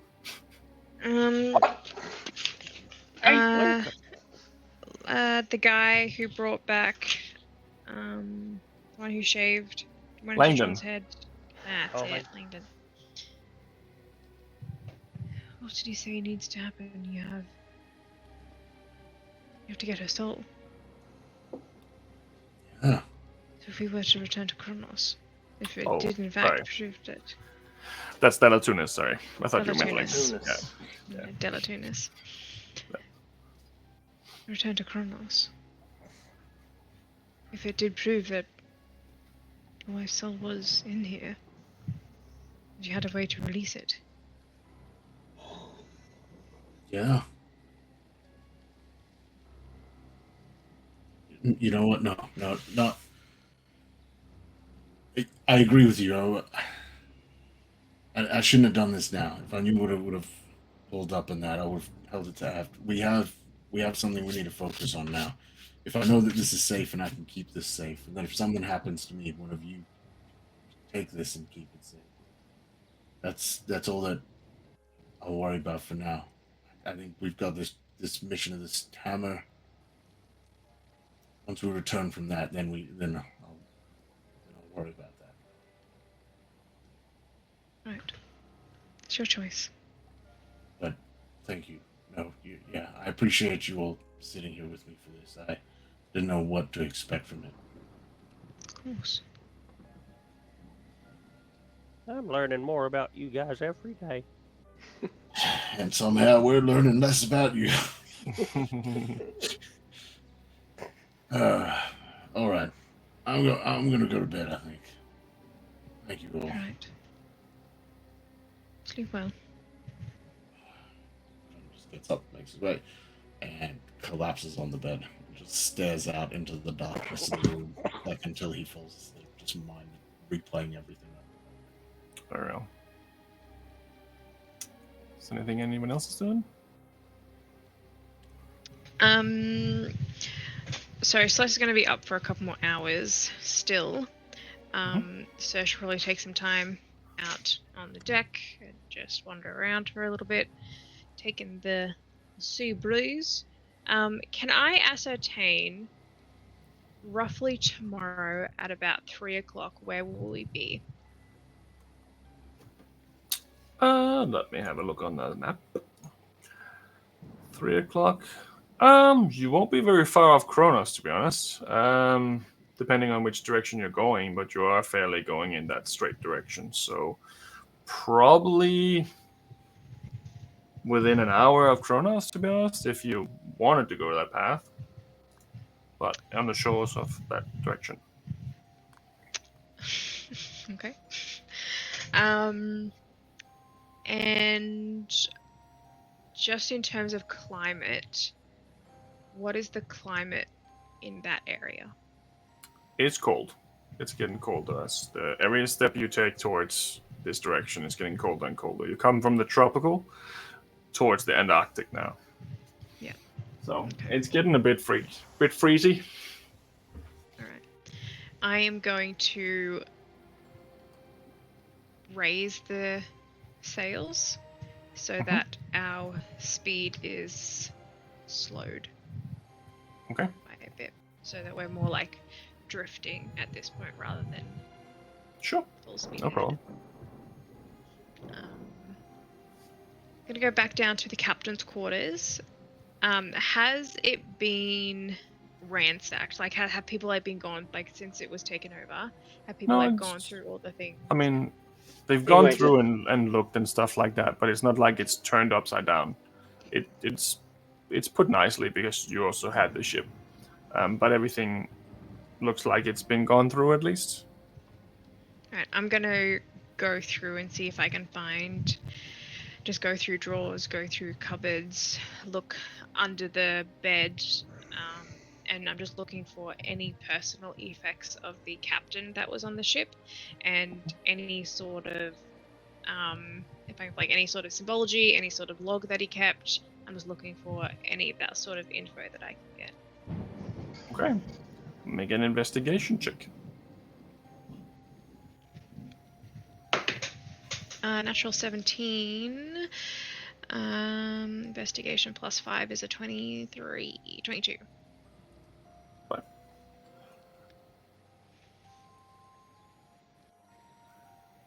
You go through various different books, various different pieces of personal artifacts and such of clothing and shoes and stuff like that. Doesn't seem like they kept a lot in whatever condition they were. You do notice one of the floorboards is not quite attached. I'm going to take a knife or something, like a butter knife or something like that, off the table and try and pry it up. Okay, make a sleight of hand check.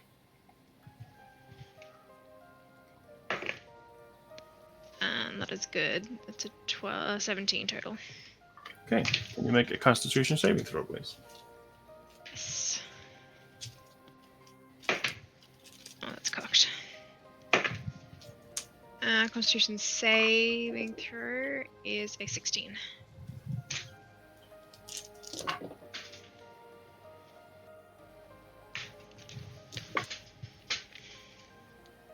$26 points in necrotic damage. As a shroud of black darkness just oozes out of this trapped little hole.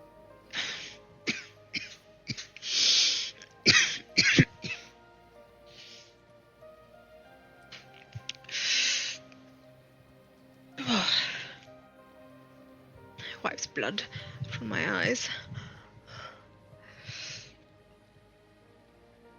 Is there anything in the hole?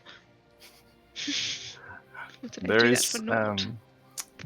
there is a cutlass in there, and there is a flintlock. They look like ordinary types, and there isn't really anything else, but there is this one little piece of paper in the bottom, or parchment. Looks like it's been ripped off a page or been put in there for one reason or another.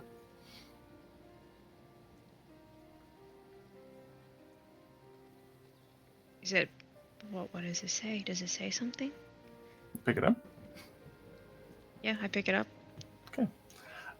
It is a note that says rendezvous at... Let me just find my note here. I remember how to spell rendezvous. That is not that one there. That N-D-E-V-O-U-S. is it this one? It's not rendezvous. Isn't rendezvous like R-E-N-D-E-U-V-E-R-Z or something? No, it's not right. That's the set in there. Anyway. Sorry. Oh, there's a Z. It says ZV. rendezvous Oh, at Baron Holt Estate. Baron Holt Estate.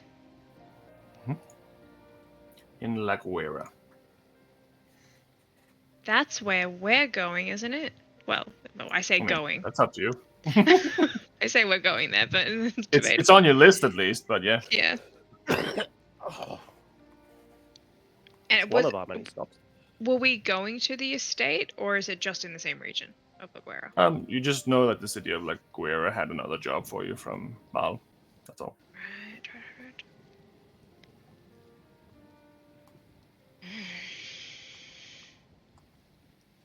Interesting. I'm going to tuck the note into my pocket. I'm going to take the cutlass and the flintlock and put the flintlock pistol in my waistband in the small of my back. What? Is it loaded? It has one bullet with it, yeah. Right. And as a note, a cutlass is a dexterity-based weapon that does 1d10 damage. Nice. Which is just the way that I rule them in general. Then, sorry to take up so much time, but I'm just going to take out my... I don't have it. Never mind. I don't have it. Yet. You don't have anything. That's why we're going back. I've Somewhere got else. Nothing. Barrel. That's you? Yes. That's it. Anyway. Anything that you want to do? You want to steer through the night? I think that I'm gonna go back and steer while Celeste is doing that, but I need to rest. So I'm assuming that Celeste is gonna take over at some point. But there's other crew members if you need to. You are the first mate. You can tell us whatever the fudge you want us to do.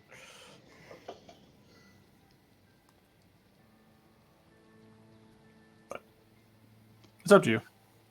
Whatever you want to do. The only thing I already asked John if he wanted me to attune to the knife. That would be the only other thing that I'd do. But yeah, good. Yeah. But are you staying up until Celeste comes, or are you letting someone else do it, or what's your plan? Yeah. I will. I haven't thought too much about it. Right. Okay. Fair enough. Well, I think we'll take watches. I think that's what I'm discovering we're probably going to do. I think we should all take a turn. I don't think we should trust Jordan with the ship. I think while for we now, sleep. 3 of these individuals are already sleeping. Shouldn't we just trust Jordan with the ship? What's the problem with that? Fair. Well, Or Sephiroth, for that matter. Of the other options of people that can steer the ship, I think we should take watches, guys. You're all asleep. Shit. Now I'm left. I'm not Celeste wouldn't be sleeping. asleep yet. Celeste is staying up for... She won't be going to sleep until 2 or 3 o'clock in the morning, so... I'm just Maybe you should about. Maybe you should take the first watch, then, Celeste, after you've done what you need to do, and then I'll get up in the morning. Right, I'll come out after. Because I think also we should pay attention to what the other ship's doing, so it doesn't get too far behind. And if they try and escape, then let me know, and I can. Well, we're going at a crawl at the moment, so if they're having trouble keeping up, that's on them at this point. That's just bad captaining. Or deliberate trying to escape to go somewhere else. That's alright, they're not straying too far. Very well. So you have the first watch, Celeste. Okay. Yes. Make a perception check for me. I don't have my telescope. Perception 16 total. Okay. You don't seem to see anything out of the ordinary. Just wind and you. It's quiet. The ship's following as intended.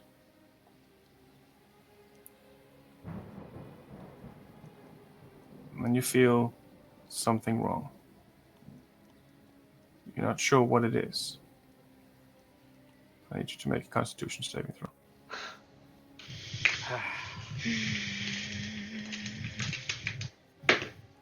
Oh, fuck, it's 2 11s in a row.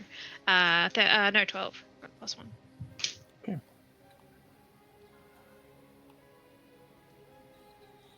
You are unable to move. You see on the front of the ship, you see this tentacle. Fuck. 2 tentacles start pulling something up. Very dark and black. And you see this figure appear with these tentacle arms wrapped around it. It's black and you have a hard time seeing, and also your eyes are focused on the point that you were focused on before. You can see this creature is moving closer to you. So you see these 2 red beady eyes that you have seen before in your dreams. As a female, disfigured green face stands before you.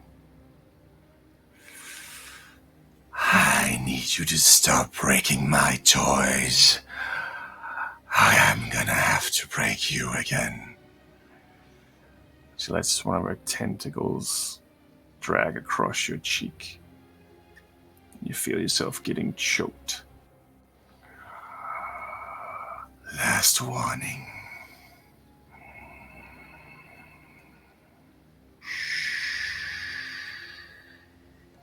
She slowly goes to the bow of the ship and just climbs back over.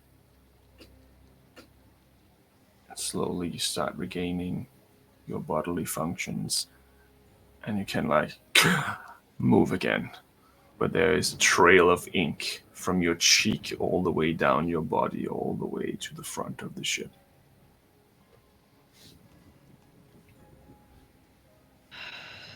No, Lassie. It's good to put a face to the name.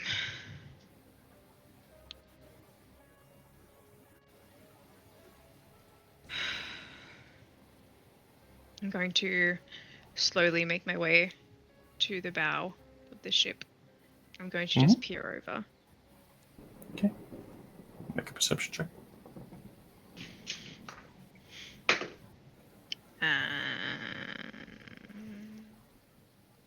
13.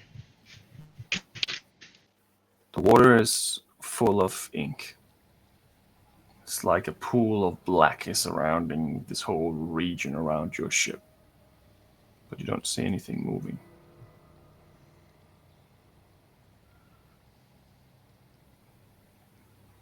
Going to go back to the quarterdeck and continue for another couple of hours until I go and wake up.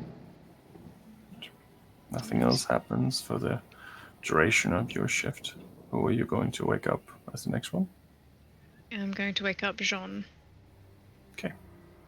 Sean, before you wake up, Ooh. you keep having reoccurring dreams of what you saw in that card. You keep seeing different images of your wife in different stages of what you can now assume is a ghostly form. Go back all the way to the first time you saw her. First time she was pointing at this death. This voice keeps sounding in the back of your head. Second time you met him, you're fighting him on this dragon, and you just feel his presence inside you. And you do not get a long rest. But Celeste wakes you up.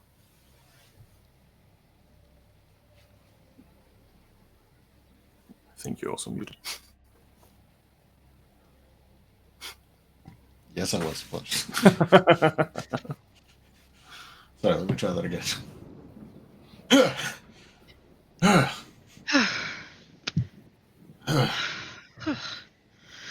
Sorry.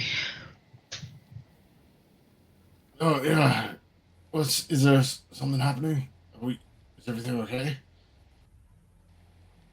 I'm not entirely sure, but I feel as though, given by that awakening, that your dreams are not so restful. I'm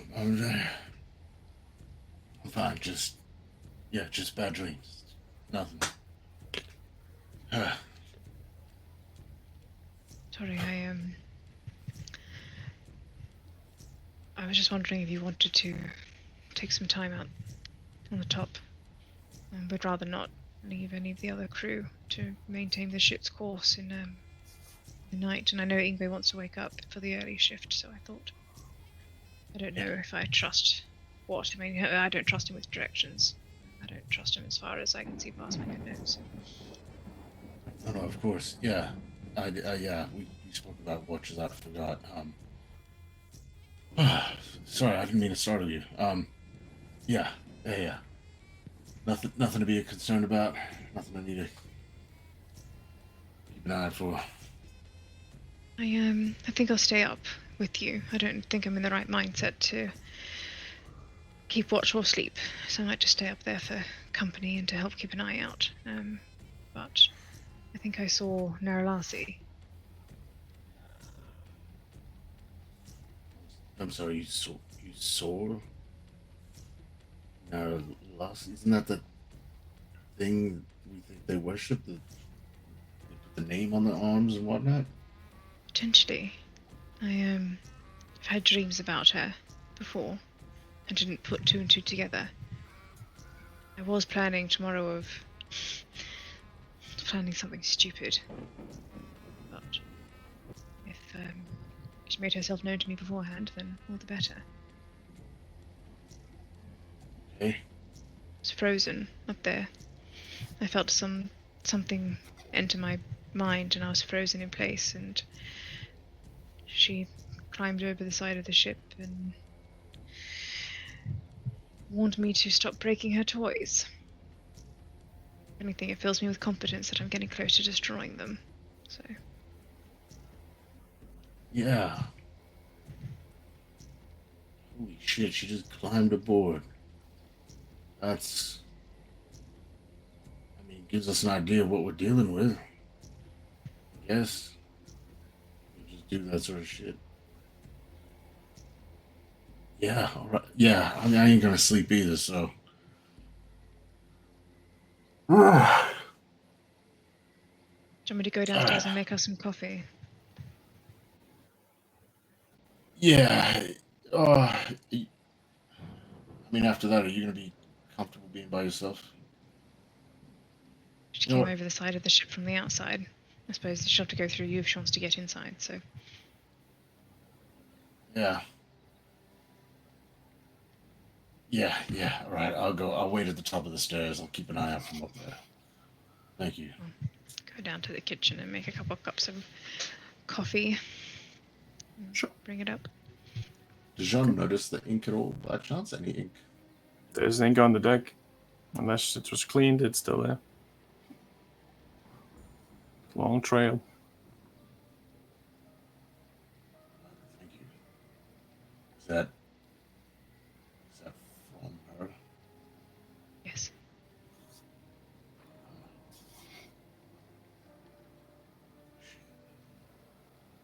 Well, this is just being a charming boat ride, hasn't it? Sorry for dragging you all into this. Nope.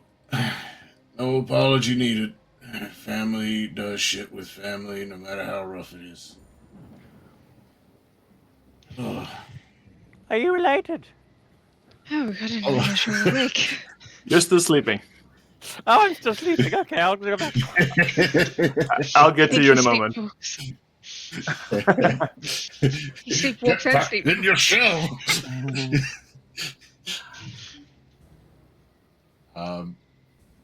Yeah. I'll just sit over here. Call out if you see anything or if you need me. Oh, yeah. Just head towards that star. Yep. Okay, you continue. Who is the next one you would wake up after a watch?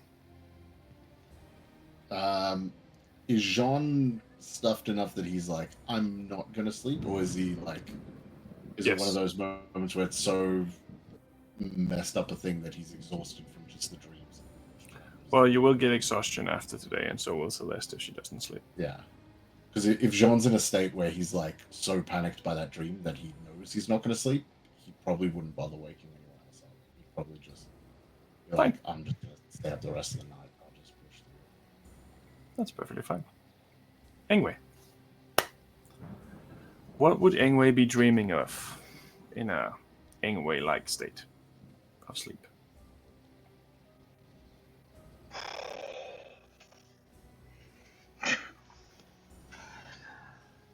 The long road to Bougainville. Had a real life situation Saturday night, like John was talking about. Like, no one else is gonna get up, so I'm just gonna drive through. And now, what a weird dream.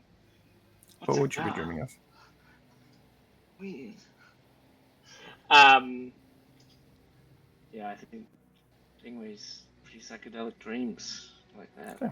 Like big forests and wild animals having conversations and having tea parties and weird shit. Weird shit. Okay. Or like Alice in Wonderland, like Mad Hatter's Tea Party type, like.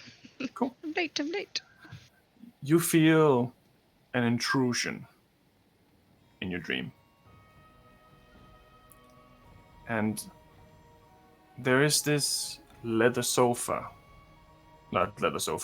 chair. It is seemingly made of black leather.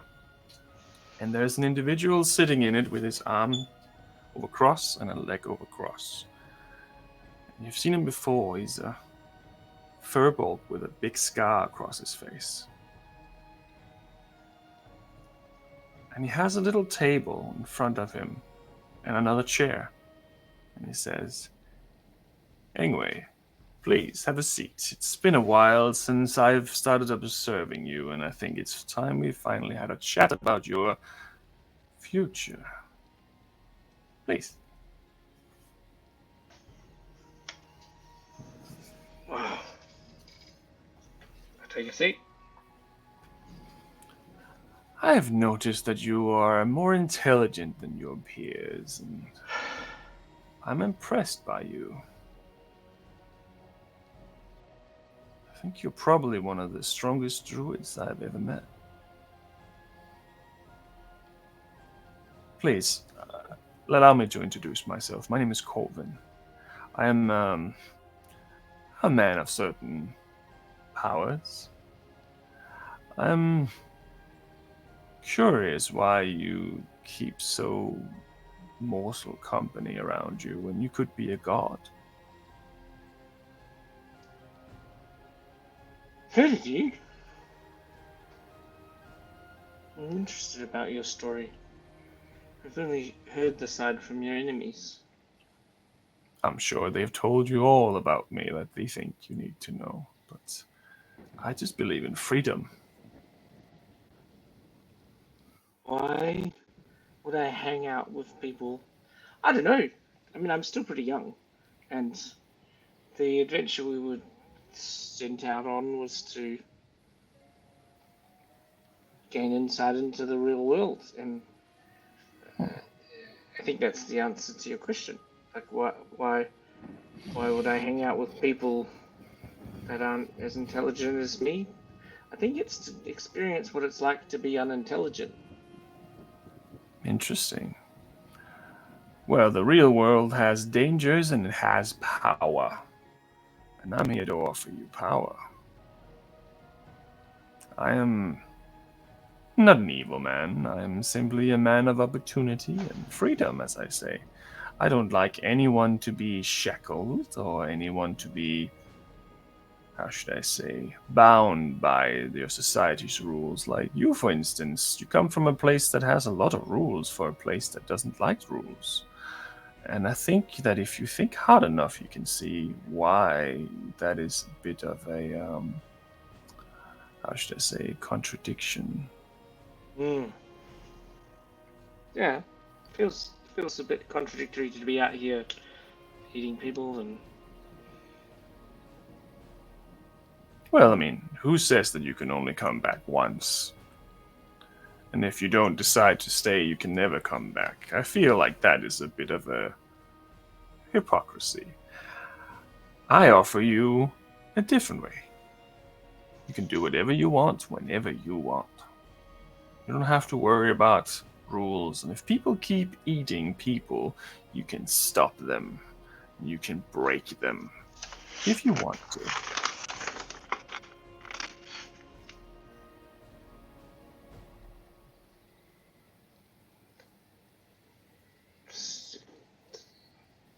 I mean, if I wanted to, I probably could now. You probably could, but you're not going to because of these society's rules that you have been placed before. If you were truly free, you could kill anyone at any given time. Just like that one time you ate that man in Blightwood. Hmm. That made you feel good, though, didn't it? Be a warrior beast. Hmm. A bit like Sepharis. I mean, I suppose that's the point of being out here is to experience the. I haven't discovered why you're wrong yet. I mean, I'm sure I'll figure it out at some point on the There's no journey. one That's saying that I am wrong. I'm the point simply, of the like I journey, say, isn't it? telling you the freedom of choice and the limitations of what is behind you from where you come from. I've been there myself many, many hundreds of years ago, and I found it lacking after a while, and they still tried to impose their rules on me. Mm-hmm. And I didn't agree. And I think that you are more like me. You agree. Rules are stupid. They don't make sense anyway. It's no different than the rules from the outside. You can kill this person, but you can't kill this person, and suddenly you'll go into a confined cell if you kill this person, but this person's okay. It doesn't make sense. There's too many rules, there's too many games. I destroy the games. Anyway, I'm here because I have a favor to ask you. Okay, what is it? When you find that hammer that you are after, lose it. I'm just trying to make the world a better place. The only way to do that is to get rid of that hammer entirely. There's a balance for a reason, and it's made by the apex predators on the top of the food chain, just like you and me. Everyone else is just in the way.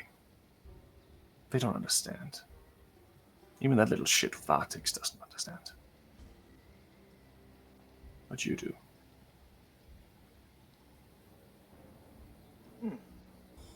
Anyway, Interesting. think about it. I left some tea for you. But wait a second. If you want to get rid of the hammer, is that did you put in place the seals? No, that was all Vartix and his stupid little mediocre plans. Artix put the seals in place. Oh, not him specifically, of course. It was the gods, but is the reason they're there. Oh yeah, the gods put them in place. But you don't want the seals to be broken. No, I think it's better if we just leave everything like it is, the status quo of current. Makes it much easier for me when I come to deliver freedom. Yeah. You don't sound much like an apex predator if you're trying to keep all the predators out. I'm not trying to keep the predators out. I'm just trying to change what I want to change before I rip the rest to shreds. I'll keep you around me if you want. I'll teach you some of the tricks that I know. Well, I mean, I'm not convinced, but I'm not convinced. Well, think about it. I'm offering you power. But it's it's up to you. You've talked about power. You haven't really actually offered me any, that I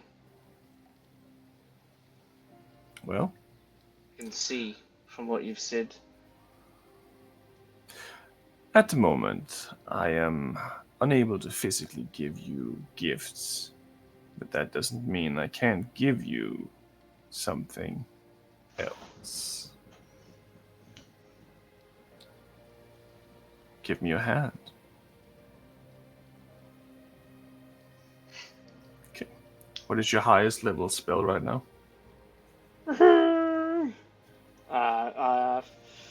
Fifth level? You get one extra 5th level spell slot permanently. Yo! Like forever? Forever. Yo! It's just a fraction of what I can offer you. I'm sure you can see. You used to be stronger where you're from. I know that feeling. I used to be a monster. Now, I found myself having to backtrack slightly. I'm almost there. So will you. Anyway, think about it. Have a good night's sleep, my friend. We'll have more of these talks. But don't listen to what Vartix says. He's a liar, a thief. He's only interested in himself. Not freedom, like us. Anyway, enjoy your tea. And he starts fading out of existence. And you have a long night's rest.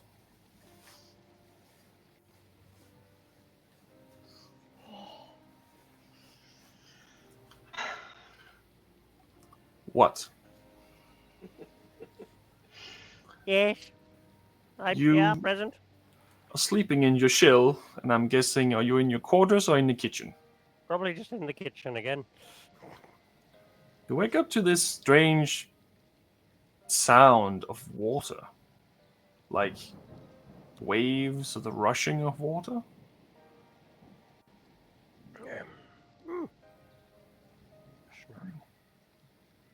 In the kitchen, behind you, there's suddenly a bath. And in this bath, there is a female. There is a woman with big black horns curving back onto the sides of her head. She's washing herself. Oh, well, pardon me, madam. I didn't realize I'd gone into the bathroom. There's Darling. Inside everywhere, honestly. Are you done with this charade soon? I noticed that you got a tattoo. Are you ready to destroy everything again? I've been waiting long enough. I'm sorry. Who are you? Do I know you? Ah, you didn't, did you? You fool. Well, let me give you a bit of a reminder. And she stands up, completely naked in front of you. Oh, sorry. And she picks you up, What? throws you in the bathtub. And for the remainder of this night, you will have a great time. Unless you fight it. Well, he has no idea what's happening. He's like, what are you doing? Stop! What are you? Oh. Is this normal? Is this what? Who are you? Ooh. She doesn't answer any of your questions, but she laughs at you every time you ask one. And at the end, you fall asleep. Blah. And you have a good night's rest. And that's where we'll leave tomorrow morning. tonight's episode. I'm not in my shell. I'm just on my back. Blah. Yes. Neck a turtle. Celeste and Sean like, Put how'd you that back guys in the sleep? show. It's like, really well. Oh, How'd you sleep? Yeah, really good. Well, it depends. Well, for now at least, that's where we'll leave tonight's episode. We have to kill Ingwe. Wait, I'd what from the sounds of See, it. now I'm Celeste and confused Sean whether are Ingwe should be the or I am. We gotta kill Ingwe and what? Overboard. What's like? Well, I mean, at least we'll have something to talk Who about are at you? the breakfast table. Wow. Oh. Is everyone alright? Well, I had a good night. I don't know about the rest of you. Final note. What gets laid? Yeah, good night. Lost half my hit points. Blood streaming out of my eyes. Well, I have it Demon before hag you. witch come out It of was the water. before you even went to sleep.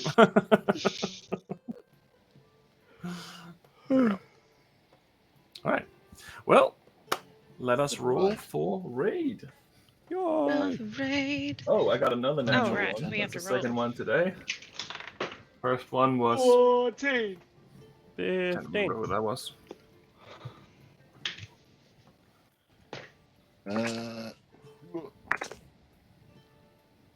11. 11. So who was the tallest one? Sorry, the highest one? That was 13? 17, I think, wasn't it? 17? Oh. Yep. Not me then. Who got 17? I was 14. I thought you got 17. I got 15. 3. So 15. Done. Yay! I am the best. I am the None of greatest you are dad. pointing in the right direction. You're all just going It's if we're talking about on the stream. opposite side. No, not on the stream. It's here. But you're pointing at me. No, oh wait, yeah, that way. Look. Yeah. I am the best. Apparently, Right. I have relations with a demon girl. I'm glad Shirok's back because I totally fucked up the raid last week. So Woo! I'm not sure what happened there. That was odd. But yeah. Yeah. Yeah, I mean, never mind a demon lady.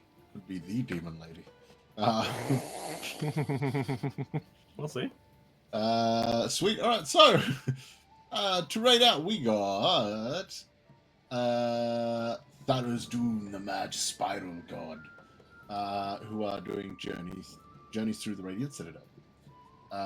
There is It's Regalia, doing D&D Lost Continent Skyfall. There is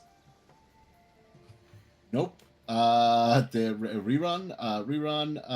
Here we go. D&D 5e Night. Skyfall. Could be the same group of people, just from a different angle, or complete coincidence. That is Crazy Arts 2. Different angles of Dungeons and Dragons? That sounds a lot like a different type of game master to me. Yeah, boy. That is an order. And then lastly, there is the Eldritch Scribe doing their thing with Kingslayer. Episode 54. Defending Home. Oh, that sounds interesting. I don't know where my home is, so let's go Eldritch Scribe. Figure out if they're defending my home or not. Eldritch Scribe. Pop, pop.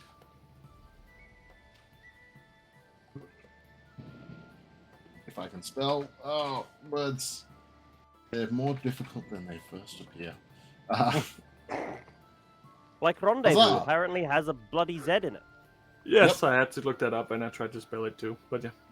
I was so close, I just didn't put in a Z. Because why would I put in a Z? Rendezvous. It's French. Rendezvous. Rendezvous. French with their words that make it into English. How dare you Harley. come up with good words? As someone who married someone who speaks French as a first language. It There is you not. go. I don't like it. Sweet, we are good to go. We are raid ready. Right? Ready. Let's do Yeah. it. Thanks everyone for Begin. tuning on in. The Have count. a good evening. See you guys on Wednesday for Lost Mine of Yeah. Fandover. Yep. Lost Get a long Mines. night's rest, those of you who don't have weird dreams tonight. Chaos. I always have Do I get? I don't think I got a rest. You did. You didn't do anything. Bum, bum, bum, Wake up bum. like, whoo! You're too busy doing inside sex. Right about in Night, 5, guys. 4, 3, Bye. 2, 1. Woo! Woo! Do, do, do, do, do, do, do.